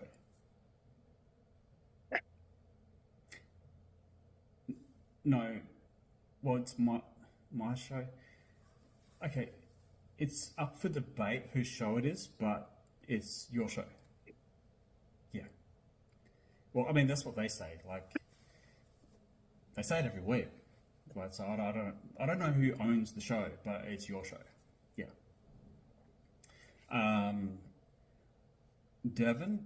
So Devyn is the youngest cock. He's like an attraction. So they don't use him every week because he's like a part-timer. So he was born in 2008. He supports the San Francisco 69ers and he drinks Nitro Pepsi. So that's kind of his deal. Then you've got James, who's the voice of the cock. He drinks natural light and puts them over like every chance he gets. It probably tastes like monkey piss. Okay, actually, shout out to monkey piss because who else is there? There's Brad. So Brad is the son of Larry David from Curb Your Enthusiasm. So he kind of complains a lot. So he might do things like, oh, guess what happened to me this week? I had a glass of water and the water spilled on my shirt. Don't you hate it when that happens? So it's kind of relatable stuff, mostly. Then you've got Adam from Bama. So he used to tell jokes on the show, but nobody laughed. So he ended up changing his kind of thing to something he actually knows about, which is wrestling. And he is a referee now. So he gets paid to count to 3, which is a big deal in Alabama.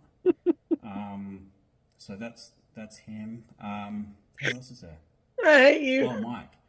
So Mike is the one who is a really good cook, apparently. Like any type of meat, he'll put into a thing and like he talks it up. And like every week he'll say something like, oh, you got to get this thing and you got to marinate it in pickles for 48 weeks and just kind of stuff like that. And I think he'll eat anything, really. There's a rumor going around that he's got a Goldberg poster in his room. So I don't know what that's about, but I don't want to know anything else. Oof. Who else is there? I think that's Bryant. So he's the brains of the operation because he's like the X Factor, I guess, of the cock. Like he'll call them out when they're bullshitting about something. So he keeps the thing rolling, which is good. I think that's about it. So yeah, I just going to do a quick video about them. 100 episodes. Yeah, like I said, maybe 23, 24 of them have been watchable. But it's your show. Hey guys, how's it going? Don't worry about all that. So congratulations on 100 episodes. Great achievement. Every time I try and put you over, I get a little emotional because, you guys know how important you are to me and what you've done to help me through some rough times. So the amount of times I've kicked out at 2 because of you guys, it's, anyway, I'm not going to get into that shit. So, so congratulations on 100 episodes and here's to 100 more. Cheers, guys. That is the fucking best thing of all time, That was dude. good. Too bad he's God, sitting I there had not to mute talking to myself. I was anybody. laughing so hard. He's sitting there Shout not out. talking. He's talking to an empty couch because nobody likes it. Ah! That's mean. That I is like the Ben, and that fucking- was awesome. Shout out Shout Ben out Jones, Ben. man. That is Exactly. so Shout out Ben fucking- Jones. Thank you for that, We man. love I you. appreciate it. And yeah, I thought it was the perfect video for it. So on that That was note, great. back to you, James. Love you, buddy. Man. Whew. Man, April my fucking, Fool's, baby. my fucking face hurts laughing so much. Ben, hilarious. 24 of them were watchable. 24 of them. That's Best awesome. line of the whole thing. Oh man. Thank you so much, Ben.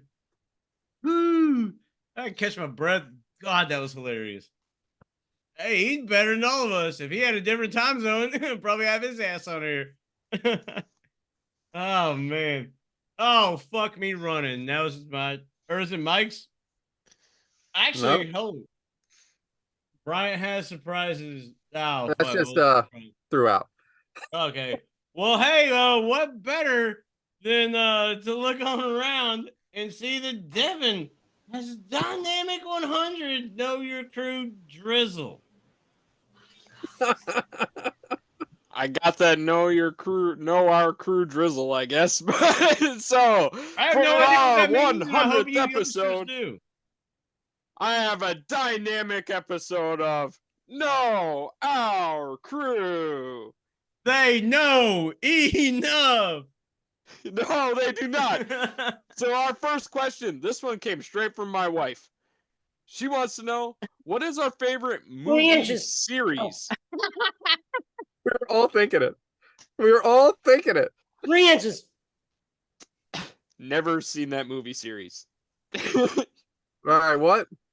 Name your favorite movie series. So, Right. for examples like Harry Potter, Star Wars, Star Trek, Transformers. Yeah, I'm gonna go Not with just one movie. I know That's a what great Philly Boy's doing. He's running up the stairs right now. Yeah, that's me.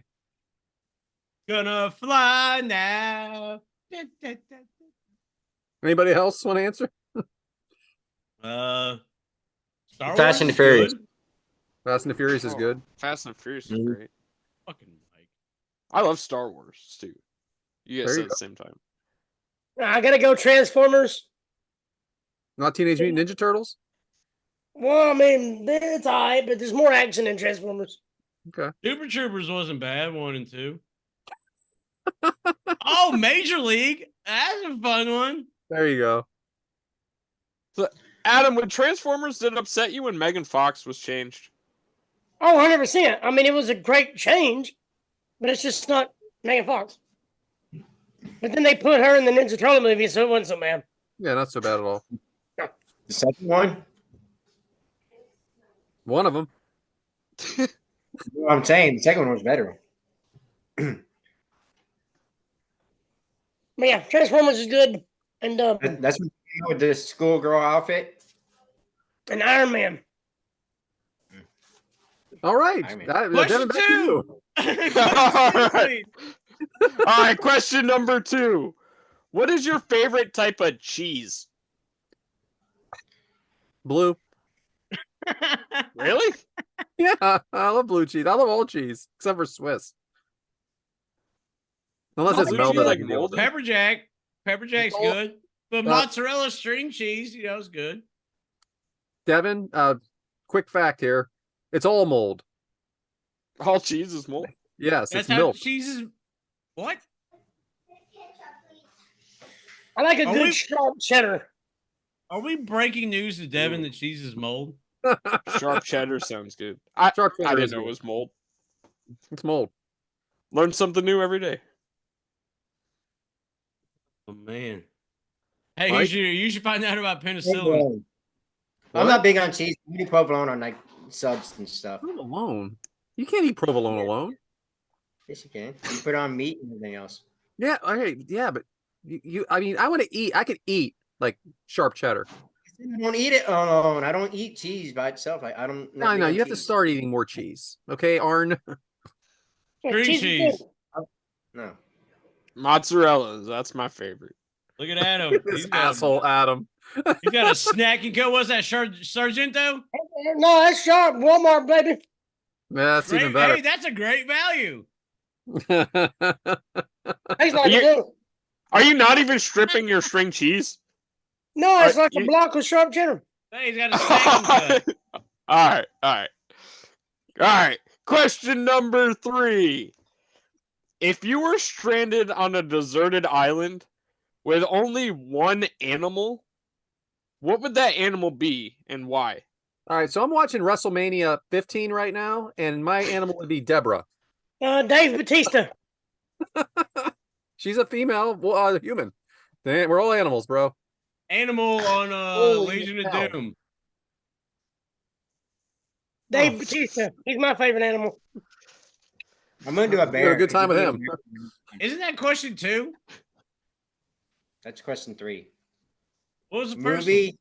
Movie Movie series, cheese. Oh, I'm sorry. Yeah, I Deborah. blanked out the movie series one. Varsity Blues didn't have a sequel. Sorry. Why a bear, Mike? Why'd you say a bear? I can eat a bear for any time. But the bear could eat you. No, I'll be better than a bear. That's only one meal. No, you can stretch it out because it's like 500 pounds.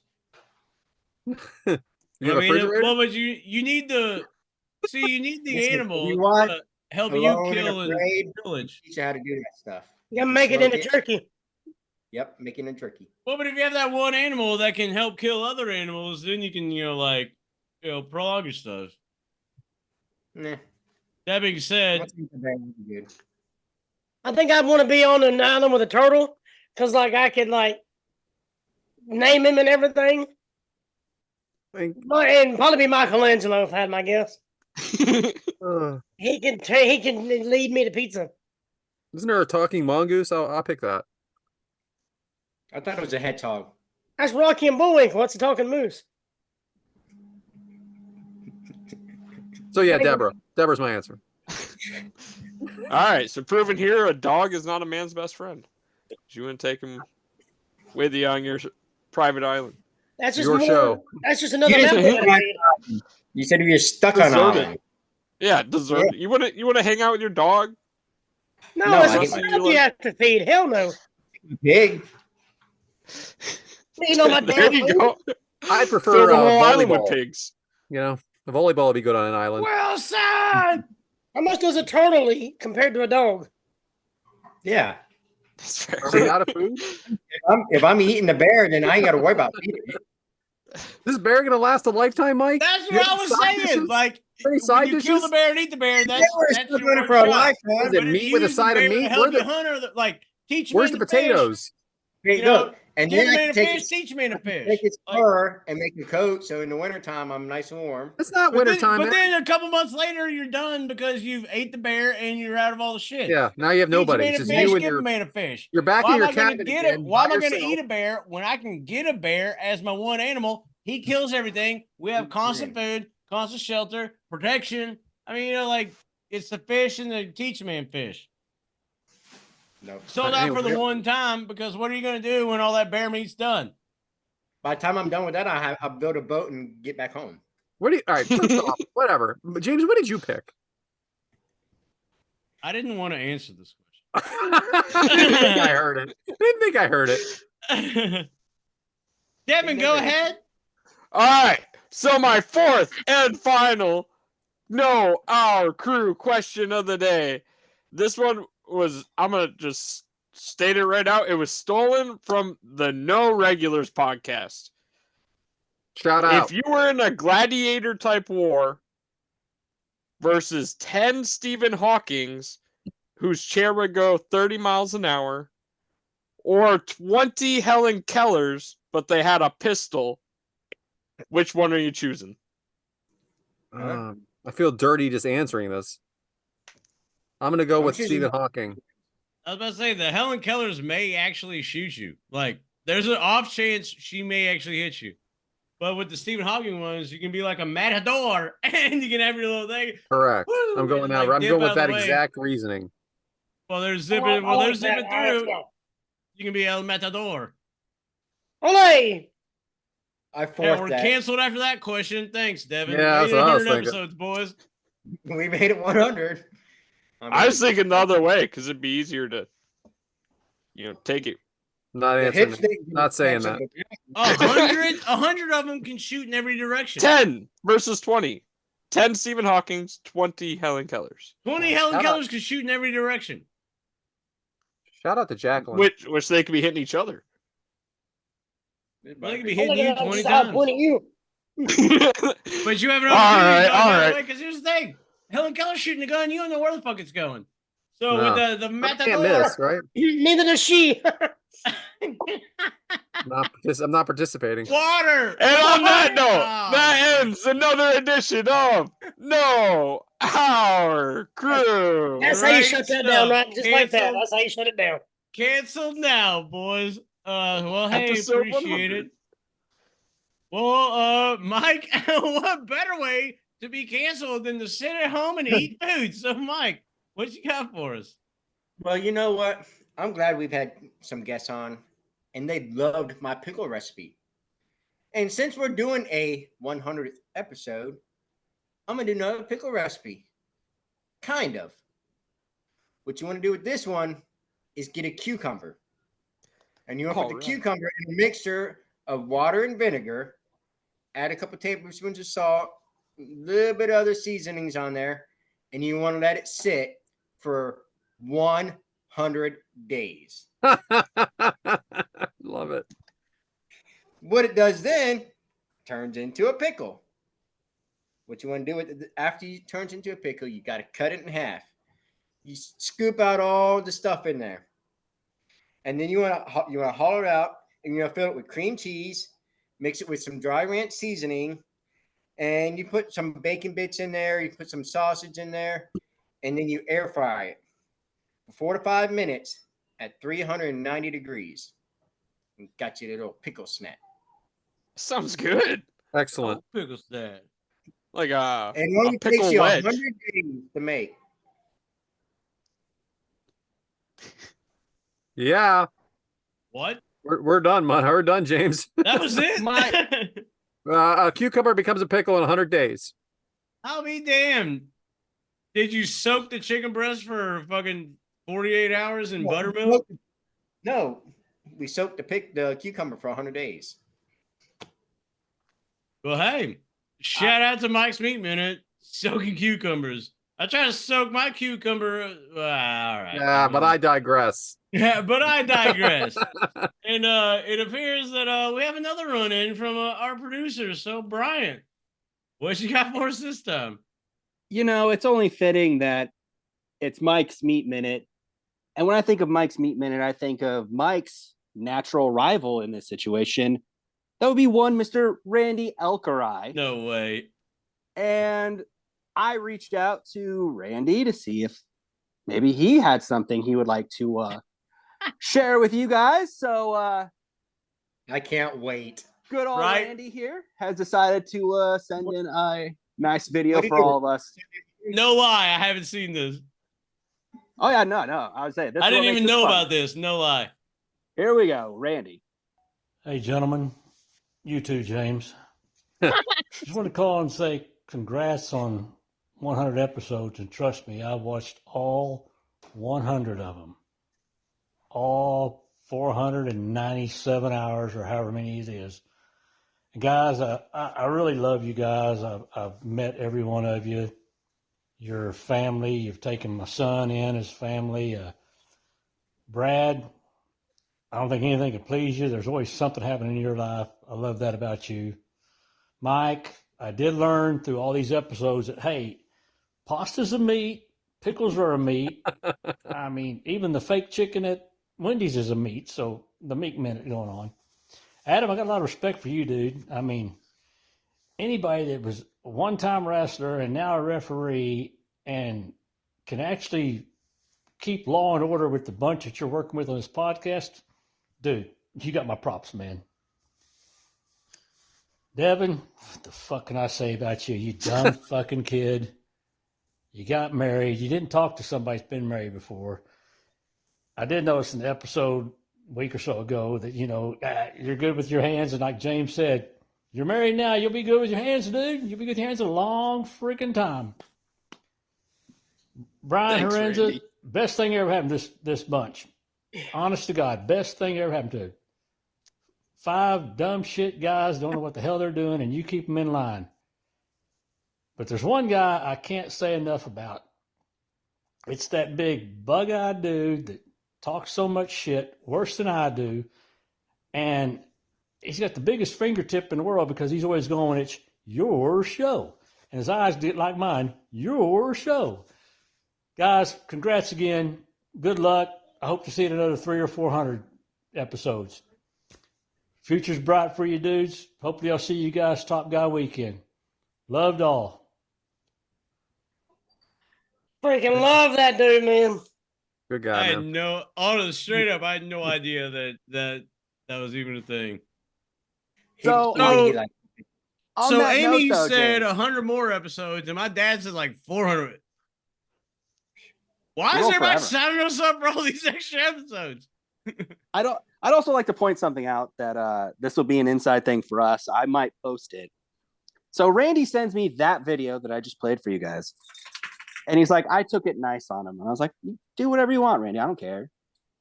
So then he sends me another video that's like 5 minutes.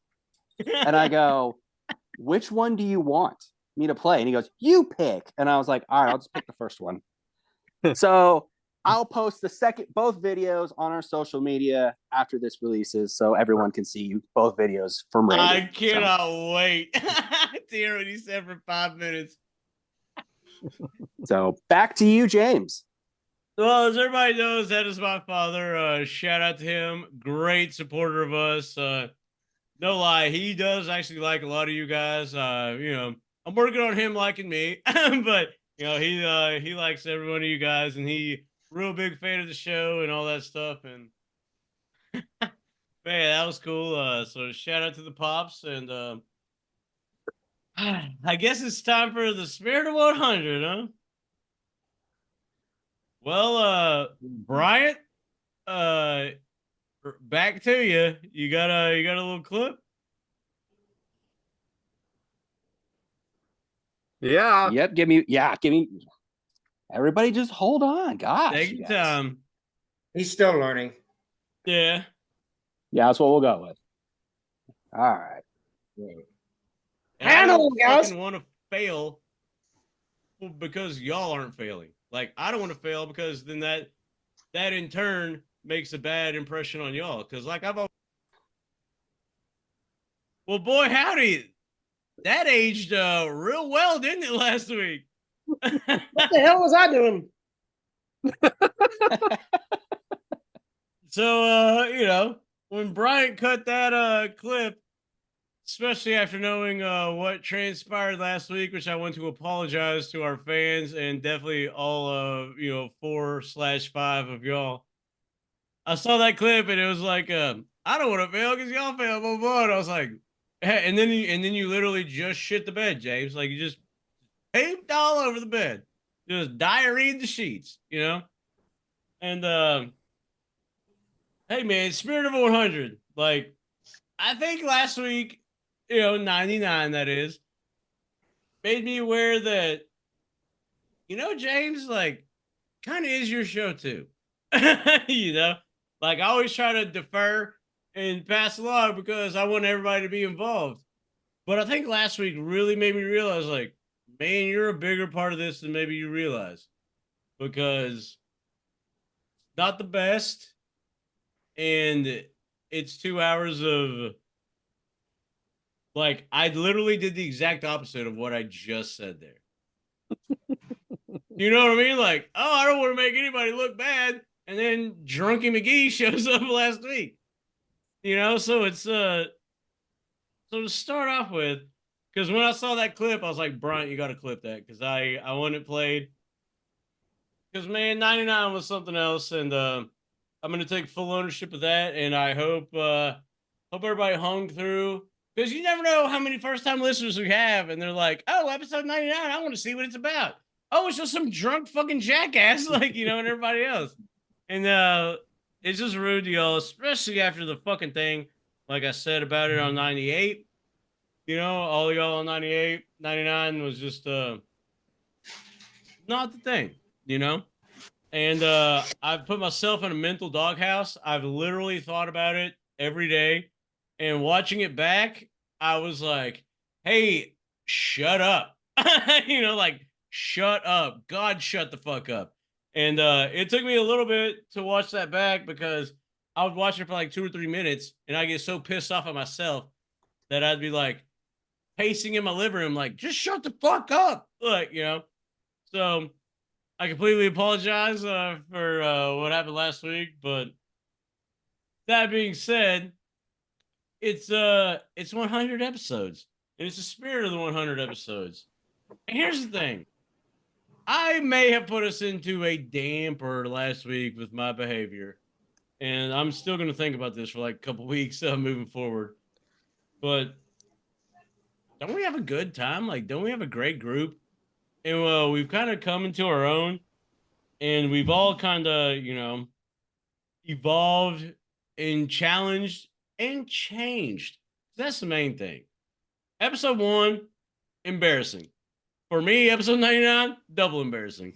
But episode 2, you know, oh, we got it. Episode 3, probably got it better. And as we've moved on forward, like if you see where we were at and you see where we are now, and we're still the same motherfuckers. Like we didn't sell out.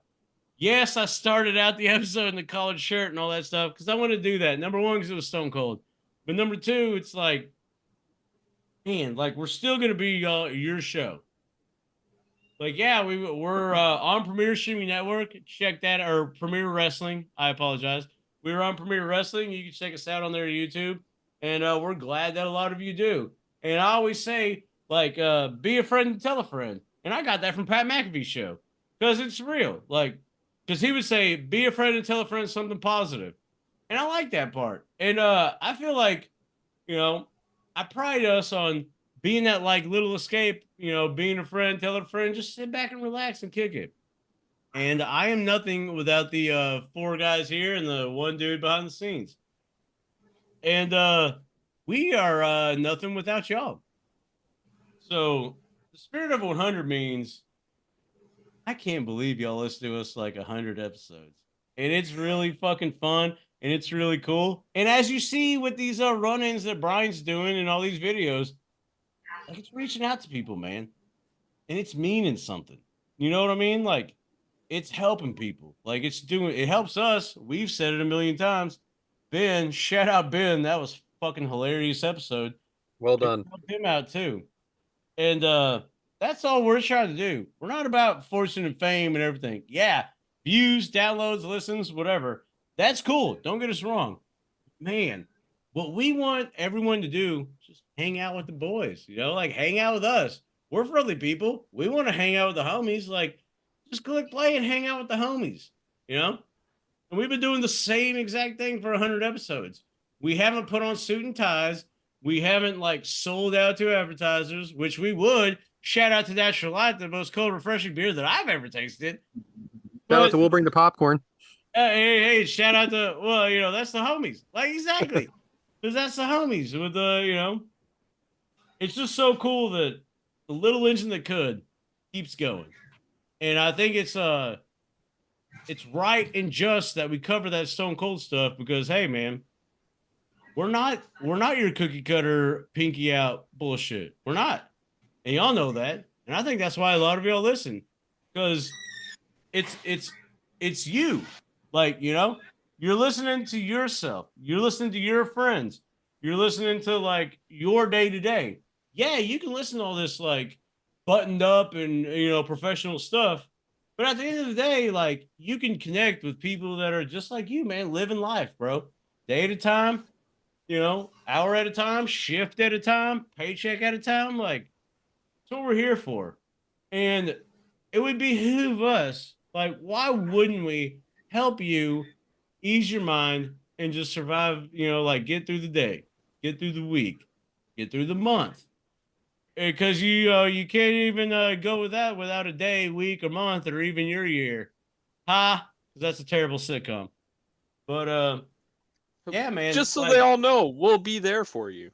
Exactly. When the rain starts to pour, like we've been there before. You know? Yeah, like the spirit of 100. I mean, I don't have any plans on changing. And Lord knows they know, like, man, we can't get any sponsors because James is a fucking wild card. So, like, but this is what the spirit of 100 is. We've been the exact same since day one. I really don't see us changing because why would we change? Because y'all are still going to need that mental break. Y'all are going to need that sit back. Y'all are going to need that relax. Y'all are going to need to fucking hang out and laugh, have fun, shoot the shit. Send your questions in, like send videos in. Like, fuck it, it's your show. We love that type of stuff. We want more of the fan interaction. It's not us doing a podcast, it's your show. Be a part of it. Like that's what we want. And that we will gladly hell. And if you want to be a guest, fucking shoot us a message. You know what I mean? Because it's what we all need. In a button up, souped up and fake world, sometimes you need some real. And I think we've done a good job of 100 straight episodes, keeping it real. Not selling out, not doing nothing. Just being your friend. When you need somebody to laugh, when you need some shit, and when you need to voice your own opinion, we're here, baby. Like, it's your show. So let us know what's up. Because guess what? We ain't changed after 100 episodes. Damn sure ain't changing the next 100. We're going to keep bringing you funny stuff because we're the baddest motherfuckers on the planet. I agree that we're hilarious. We should be up there with all the other hilarious. I'm not saying we're the funniest. I'm just saying we're up in that tier. And I believe that. So the spirit of 100 to me is, man, look at how far we've come. And then look at yourself. Look at how far you've come in these 100 episodes. And why stop there? Did you reach the mountaintop? Or is the sky and the stars still up there? Why not keep going, baby? They make ladders. Let's keep climbing them. So I want to mention to everybody here, Brian behind the scenes, all of our fans, and all of our friends. Hey, man, we're going to be here, and let's just keep fucking going. And let's not change who we are. We can change what we are, like moving forward. Let's never change who we are. That's who you are in here. And the only thing that matters is what's beating inside that chest between your two lungs. Drawing breaths, shout out to the diaphragm. But I can't wait to see where we go. And you know why we're going to go places? Because when tough situations in life happen to pin you down, guess what? Every single fucking one of us did. Kicked out at 2. And that's what we're going to continue to do. For 100 more, 200, 400, as some people say. But that's what we do. And that's what we do. And more importantly, that's what you do. That's what you did. That's what you do. And that's what you will do. Because why not, baby? It's your show. Let's keep this motherfucker going. So always kick out at 2. Always strive to be better. And never give up. And guess what? If you need some help, I got 5 motherfuckers here that'll help you. So let's keep this train rolling, baby. We ain't stopping. And that is the spirit of 100. And moving on, thank you everybody. And moving on, 100, Brad. I don't know how to transition to it. All right, so because this is 100 episodes, let's talk about things that happened 100 years ago. So Kleenex was made in 1924. And you know what's funny about Kleenex? Who here calls it Kleenex a tissue or a tissue Kleenex? Because the actual brand is Kleenex, but they are tissues. Who calls it Kleenex? Who calls it tissues?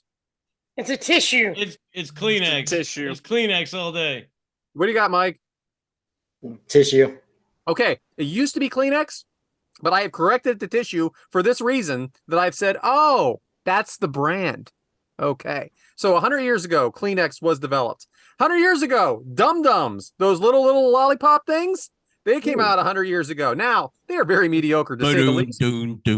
But they are a big fan favorite when you're at a parade. So, what's your favorite Dum-Dum flavor? Devyn? Root beer. Get the fuck out of here, root you beer. fucking asshole. What a terrible answer to a good question. That's the best pick. No, it isn't. Yes, it is. That's the best. So that's 2 of you? Yes, all right. I would- Adam. Yeah, Adam? Mike. Everybody say- knows watermelon is the best. No. James. The song. Lollipop, lollipop, oh, la, yeah. Ba-do-do. Oh, flavor. I'm not really a dum-dum person. No one is. Okay. No, I want to say, what, watermelon? I think that, I don't really come in contact with dum-dums, bro. I don't know what to say. Not root beer, because that's No. generic. It's like, Are you going to there's a say mystery butterscotch? flavor. Butterscotch is not. I will not say butterscotch. Not a real flavor anymore. Blue raspberry's pretty good. Yeah, that's a new flavor. All right, I'm going with cherry. God forbid. Oh, that Yes. Cherry. You're All right. So in 1924, Band-Aid was made. No, not bandage. Band-Aid, which also makes bandages. I knew Now, where this was going. do you call it Band-Aids or do you call it a bandage? It's a Band-Aid to me. I think it's a Band-Aid. Yep. Mike? Yeah, it's a Band-Aid. Band-Aid. James? Band-Aid. 100% Band-Aid. I was waiting on anybody to be like, I call it a band. It's like bullshit. You get cut, you're gonna be, I need a band-aid, I need a band-aid. Yeah. So, All right. 100 years ago, iodized salt. I thought you were gonna ask us our favorite flavor of Band-Aid. Got nothing after that. All right. So 100 years ago, the Macy's Day Parade started. Do you watch it? And what's your favorite float? Devin. Which one's the Macy's Day? Is that the Easter Thanksgiving dickhole. Easter one. What happens on Easter? one? There's a parade on Easter. I don't know. Not anything on TV. Yes. I Thanksgiving. watch every time the parade's on TV. I'm watching it. So That's yes. great. Easter. It's Thanksgiving. So what's your favorite float? Oh, well, didn't Barney go in that one year and get popped? That's my favorite one. Okay. Popped Barney. That's Mike? his answer. You heard it. Snoopy, like one of the big ones too. Yeah. What's wrong now? 1,000% Snoopy. All right. Adam? I didn't even think about Snoopy until just now, so that's probably one of my favorites too. Okay, so mine used to be Woody Woodpecker, but I'm going Diary of a Wimpy Kid. Woody Why? Woodpecker, I remember. Because it's just an awesome float. I was a marching band kid. I grew up in the marching band, was in it all middle school and high school. So honestly, that's my favorite part. What instrument did you play? I was a drummer, played bass drum and then snare that's drum. kinda cool. All right. Thank you. I played guess the what? trombone. 100 years ago, Popsicle was made. Now, once again, Popsicle's a brand. It's not what it is. So what is a popsicle? What does popsicles make? What are those things called? They're not popsicles. Popsicle's the brand. Ice Pops. Ah, so you call it Ice Pops? Yes. I call it a popsicle. Popsicle. Can you believe these were all made the same year? Right? What is this bullshit? In the Devin, Popsicle 20s, or Ice man. Pop? Talk about a Great Price Depression. popsicle. Yeah, What? right. What, James? I was like, they're all made in 24, like, and then, talk about a Great Depression. Oh, all right. So you calling it a popsicle, James? Oh, 100%. All right. Favorite popsicle flavor? Devin. I like the green one. The like lime, I think it is. Yeah, you need That's to a name the color. flavor. Not green. Well, that's You're what- not eating green. I was getting there. Blueberry. Yeah, sure you were. All right, lime. All right, it's a weird answer. Go ahead, Mike. Root Blueberry. beer? Is that a flavor? Blueberry. Oh, Blueberry. Root beer. Adam. Cherry with orange and a close second. Always two answers. James. Cherry, gotta be cherry. I love cherry, but I like banana. Hey, I was actually Yes, thinking you do. banana in my head, and I was like, man, cherry's number one, but banana is strong deuce. Shitting on lime and you say banana. So if you You said green. Let's back it up there. You said green, by the way. I had to think of what flavor was Like that green. Carp drink. Yeah. So Yeah, 1924. How Go was ahead. one of the floats from the Macy's Day Parade? How was your answer not Ronald McDonald? Just because it wasn't. I love love Adam Ronald staying McDonald. true, calling back every time. I'm looking at the floats right now. They got Paw Patrol. All right. Not So 100 years ago. in 1924, Soldier Field, you had MGM, and you also had the first Winter Olympics that took place in France Wow. 100 years ago. Yeah. The end. Back to you, James. Hell yeah. Well, it appears that, We're gonna run it again. I had a feeling. So, one of our favorite people, who is also a good friend of Brad's, we all know from the screen as we see him front row for many a show. Yellow shirt guy? I wish we could get that guy. I hear he's very popular. But I have his there's a number guy- too. We never call him by name. It's just yellow shirt. He has a name? I always just thought it was Yellow Shirt Guy. Hey, madam! I even got him to get the Macho Man shirt on for the video, which I thought was a great Hey! touch. Hey, guest on the show too. He has been on the show. Yes, he has. So, this is from Matt M. Hey guys, it's Matt M. Congratulations on 100 episodes. Did you know if you make an acronym out of the first letter of each of your names, it spells Mad BJ? Okay, that's all I got. Bye. That's it. Oh, So stupid. Dude, I love how he introduces himself like we all have no idea who he is. Every time. Like, I love how Brad's like, Matt M. And he goes, hey guys, this is Matt M. it was perfectly timed.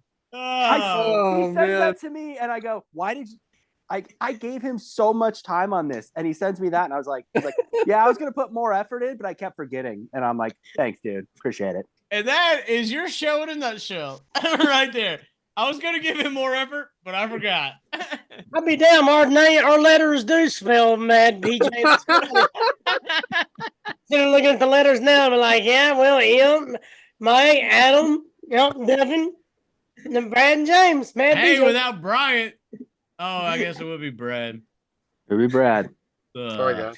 Works Oh, perfect. Mad J. Back to you, James. My goodness. Well, I can't wait to go. I think it's Devyn's 100 demographics. One at a time. All right, so my 100th Devyn's demographic. Maybe, I don't know. But It's not your 100th. It's our 100th episode, and you give a demographic. it could be my 100th. He's missed a few Yeah, episodes. yeah, because you do like 3 every fucking time. Go ahead. All right. So, number 1. I don't know if anyone's seen the Oscars, but Brian's got a picture for us. I wonder what this could be. John Cena. We've seen a lot of Brian's a John at fortune the teller. Oscars. That envelope is way too big. If You you're watching know. the Oscars, Jimmy Kimmel talked about a moment where back in the 80s there was a streaker who came on stage when someone was given a 70s. like, it's the 70s, sorry, even further. But a streaker during one of the performances. So John Cena was supposed to be the streaker, but he didn't want to do it, and it led to this pretty hysterical bit. Well, thank God he put sandals on. Yeah. Oh. You got flesh tone underwear on. All right, so demographic number 2. Everyone knows the new WWE 2K game is coming out. Well, the newest downloadable content pack that you can get is Pat McAfee and the Boys. You can have Pat McAfee, AJ Hawk, Boston Connor, Oh, yeah. Darius Butler, and Ty Schmidt. Awesome, dude. That is Oh so yeah, hey, the Toxic Table is gonna be a tag team. Pat's already on there, obviously, but dude, so like these are just like in the grand scheme of things, these are just like nobody's in the homies. But the fact that the Toxic Table has a tag team, because everybody else, Darius Butler, cornerback, AJ Hawk, obviously linebacker. But the fact that Boston Connor and Ty Schmidt have characters in this game, epic, dude. Epic. It is epic. Dude, do y'all know that there's 11 marching bands in the Macy's Thanksgiving Day Parade? I'm actually surprised it's that light. Thought it was more than that. Alabama A&M University is one of them. I can't wait for you to give Macy's Day parades throughout the rest of the show. Oh, I am. I got a bunch of info right here. All right, so demographic number 3. For the first time in WrestleMania history, there's going to be a logo on the center of the ring. And that logo is going to read Prime. Because Logan Paul has signed a deal to have a center logo in the ring. It's kind of like we see in other companies like Japan. What do you guys think about it? fine. I mean, Stupid. advertises everywhere. This is nothing new. It's just new to WWE WrestleMania. But I UFC has 1,000 of them. They're merged with UFC. It was only a matter of time. I drank a cherry freeze one today, the water one, and then I also had the blueberry one before the show of the actual energy drink. So I'm all in on Prime. Wow. I know, and I think it's I was 'cause not of the expecting that. WWE. It's because of the WWE. I'm just being weird about it because I'm a fan of wrestling. Sell out. It's not who the advertiser is. It's just the advertising on it. Y'all know I don't like that shit.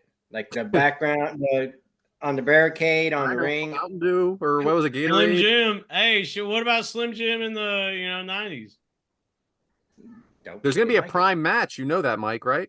Oh, there is. Yeah. And I think the referee's actually going to be someone dressed in a Prime, like, Probably bottle. that KSI side dude or whatever his name is. And it says, "Love you, Mike." They mean, they mean you. On the back. Shout out Mike. Shout out Mike. On the back. And Goldberg rules.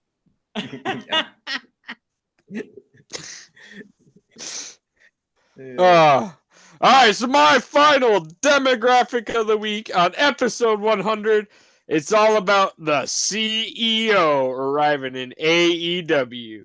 Because Mercedes Moné, formerly known as Sasha Banks, has now made her official AEW debut. Her hair was really cool. Her hair was awesome. It was cool. I kept looking, I'm like, man, that is really different and cool. I felt like they really rolled out the red carpet for her too, giving her the start of the show and the end of the show. We've seen pictures all around social media. Yeah, shout out to Bailey and Naomi. Yep. And hey, and Both of them, if too. you're an internet fuckhead that's like, oh, they should punish Bailey for being there, bro. You're a fucking idiot, bro. You're an absolute idiot. The tribalism is so they're best friends. They're there for each other. And the tribalism in wrestling is fucking dumb. I don't get it. Appreciate all of the wrestling. I support the Palm Water Dave show. What are we talking about here? Right, for real. Like, we listen to other wrestling podcasts. What am I supposed to hate? Bruce Oh my gosh, Prichard? I gave them another download. Yeah. Am I supposed to hate 83 Weeks? Am I supposed to hate, Jim Ross, Jeff Jarrett? Ted the Hillbilly Heel? Exactly. Like, filter free. I can't believe they have a podcast too. That is fucking absolutely stupid. So to all the dick fucks that are like, oh, Bailey was there, you should punish her. You're an absolute idiot. Anyway, yeah, but the presentation was awesome. Oh, great. How long do you think it took right them to after do that? her 'Cause I hair? had to work today, so got to get that out of the way, and then went right to bed. What'd you say, Mike? The Pillsbury Doughboy float is 55 feet tall. I like those little Pillsbury. Oh, no, I'm thinking of little marshmallow men. They're awesome. What was that, Mike? How long do you think it took to do her hair? A long time. It almost looked Hours. airbrush. You So you think it's just a wig? You're thinking it's just a wig? Yeah. A little bit? I guess you're probably right. She just Shout out. Still took Shout long. out. Mike knows about those wigs. I know about wigs, so. Episode 1. Go listen to Episode 1. All right, so from episode 1 to episode 100, that is my Devyn's demographic. Back to you, James. Thank you, Devin. And I think we have another 100 run in. We've got just one more run in. And I'm so glad Devin was the last person up because this pertains to Devin, really. Erica. So for 100 episodes now, I'll say 99. Where's your voice? Excuse me, sorry. Clear my Grow throat. up, huh? I just hit puberty, guys. Yay! Who are you screaming at? My dog, actually. So for 99 episodes, we've all enjoyed making fun of Devin. Let's just be realistic here. That is a very true statement. For obviously his football fandom of the San Francisco 49ers. But there's something else we like to mock him for, and that is a particular superstar from AEW. Devin, who do you like from AEW? Well, he's not in AEW. Sammy Guevara. He's suspended, so he's not in AEW right now. He's suspended. We'll go with that. So, but for 99 episodes, we've mocked Devin for this fandom of Sammy Guevara, and I thought it would be really cool to get Sammy to come on here and like just cut it up with you guys and yell at you guys and, you know, cut promos. I thought it would be fun. What is going to happen here?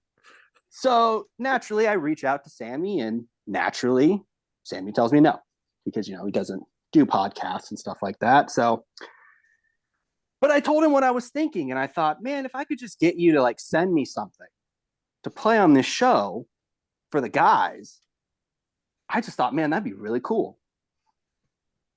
And he responds with, you know, I think I could do that. So if I can get this to cooperate. So I'd like to play this video that I got from Sammy Guevara. Enjoy, guys. No shit. Yo! What's up? It is Sammy, the Spanish guy Guevara. I want to say congratulations to the Kick Out Crew. The Kick Out Crew podcast. It's your 100th episode. I've never listened to a single one, but I'm sure it's great because when I think of podcasts, especially wrestling ones, I think we can't have enough. So thank you guys for, just thank you to one person, and that is Devyn. Devyn, I hear you are a fan of me, so thank you very much for the support. And as for the rest of you guys, the rest of the crew, James, Mike, Brad, Adam, I have something very special for you guys. Very special. It's down here. Go fuck yourselves! Oh, yeah! Oh, he's all you fucking idiots just regurgitating all the same stupid shit, all the stupid marks say on Twitter. Oh, I'm just this, oh, I'm just that. Guess what? I am the best to ever do this, and I'm not even hit anywhere near my potential. Okay? You guys get tired of me doing one thing. You guys say, oh, he's heel, he's face, he's heel, he's face. Guess what, dumbasses? I don't make the decision. All I do is make every single decision that they make work. Every single decision that someone else makes for me, I get it over time after time after time. And then I have to deal with dumbasses like you going insulting me on the internet when you have no idea what it's like to live in my life. So fuck you. And once again, thank you, Devyn. Happy 100. Bye-bye. Bye. Oh, fucking Brian, great. that was freaking amazing. Pretty good, man. That's pretty good. I like Thank that. you, Brian, and thank you, Brian, Sammy that was Guevara. awesome. I thought The that would Spanish god. I thought that would be the perfect cherry on top of this episode. Because like I said, I thought I tried to get him on. Obviously, you know, things happened, and but this video I thought made for the perfect pickup to and like I said, I knew getting that video, there wasn't anything to top it, so that's why I'm glad Devyn was at the end of the show. So but James, back to you. Podcast in the ring. Hey, man. I liked Sammy Guevara before, you know, all the I'm engaged and I'm not engaged. Oh, I'm with Ty. Blah, blah, blah. You know, I liked it before that because Double or Nothing a couple of years ago, like he was the belle of the ball. But man, to have that after all of the shit, dude, that was a pretty good video. I know he doesn't know who the fuck you paid for that, obviously. So he doesn't. I ended up having to, know or give a fuck, but that was a cool video also. And shout out Devyn, you got your kudos. You know Devyn's gonna fucking paint his wall white after that video. That's all I'm saying. Poor Erica is gonna, you know. It's funny he did the video from his car because that's probably where he lives now. Hey, Yeah. Erica's about to get the best 15 seconds of her life, and Devyn's gonna paint his wall white after that video. Well, we know he wasn't driving to the next show. But shout out to that, Bryant. That was fucking cool. I like no shit. Thought that was cool as hell. That was awesome. Thanks, Brian. Yeah. I can still do that. And go fuck yourself, Sammy, bitch. No, I'm kidding.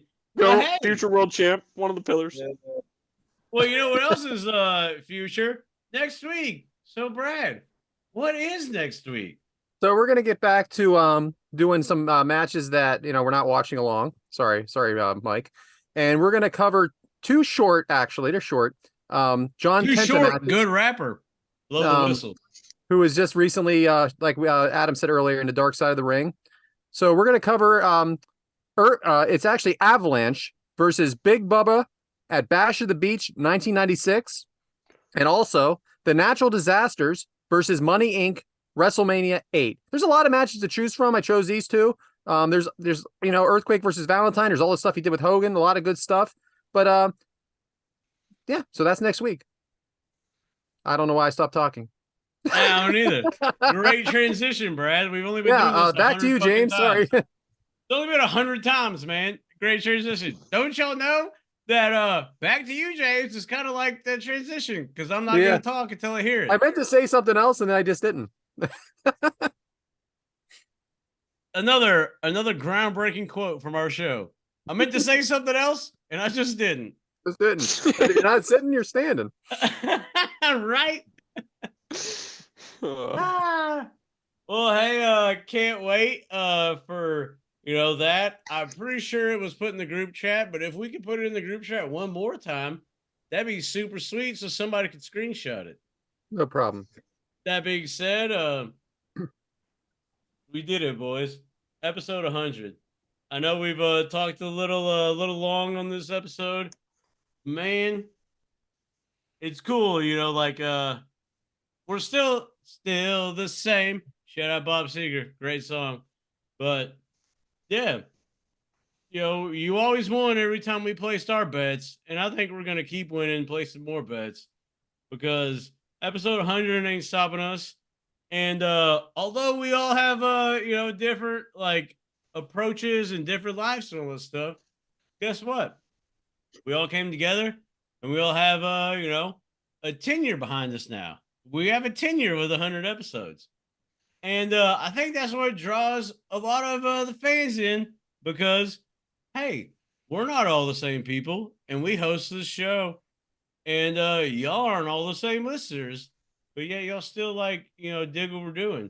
And we, want to provide, obviously, the mental escape, and y'all provide a mental escape for us because look at every one of us. We're definitely different. But guess what? We're all here on the same common goal. And that's the main thing. Thanks, Devyn. And at least. Yeah. And that's the main thing about it.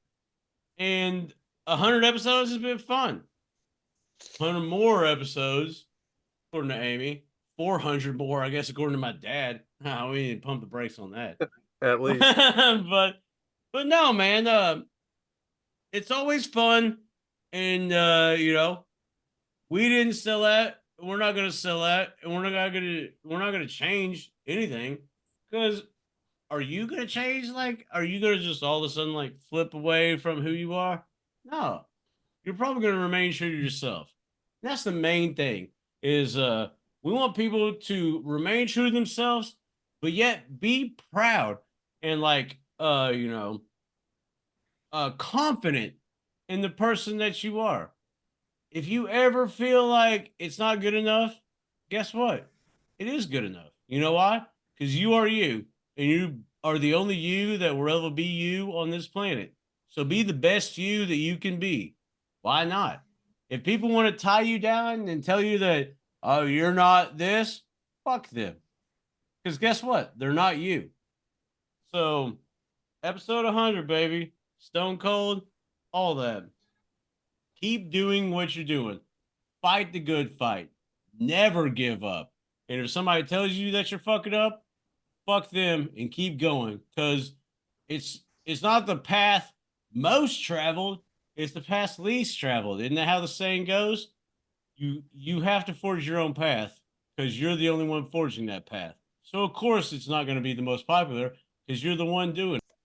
So I thank every one of you for joining us, and I want every one of you to fucking keep going because that's what we're going to keep going.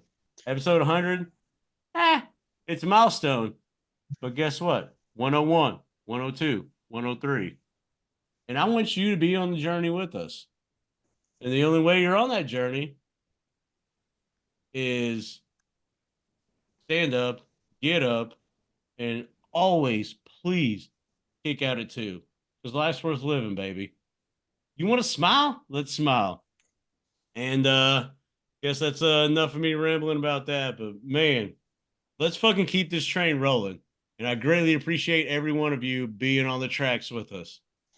So I guess if nobody else has anything else to say, it's goodbye time, and we will fucking see you next week. Let's go. 101 Dalmatians. I'm pumped up for 101. I hope you should be too. And that's what we do, and that's what you do, because god damn it, it's our show. And we need to fucking keep it going. And we don't give up ever. So I guess I'm done saying it. And like our boy said, I guess we're gonna see you next week. Goodbye. Oh, hell yeah.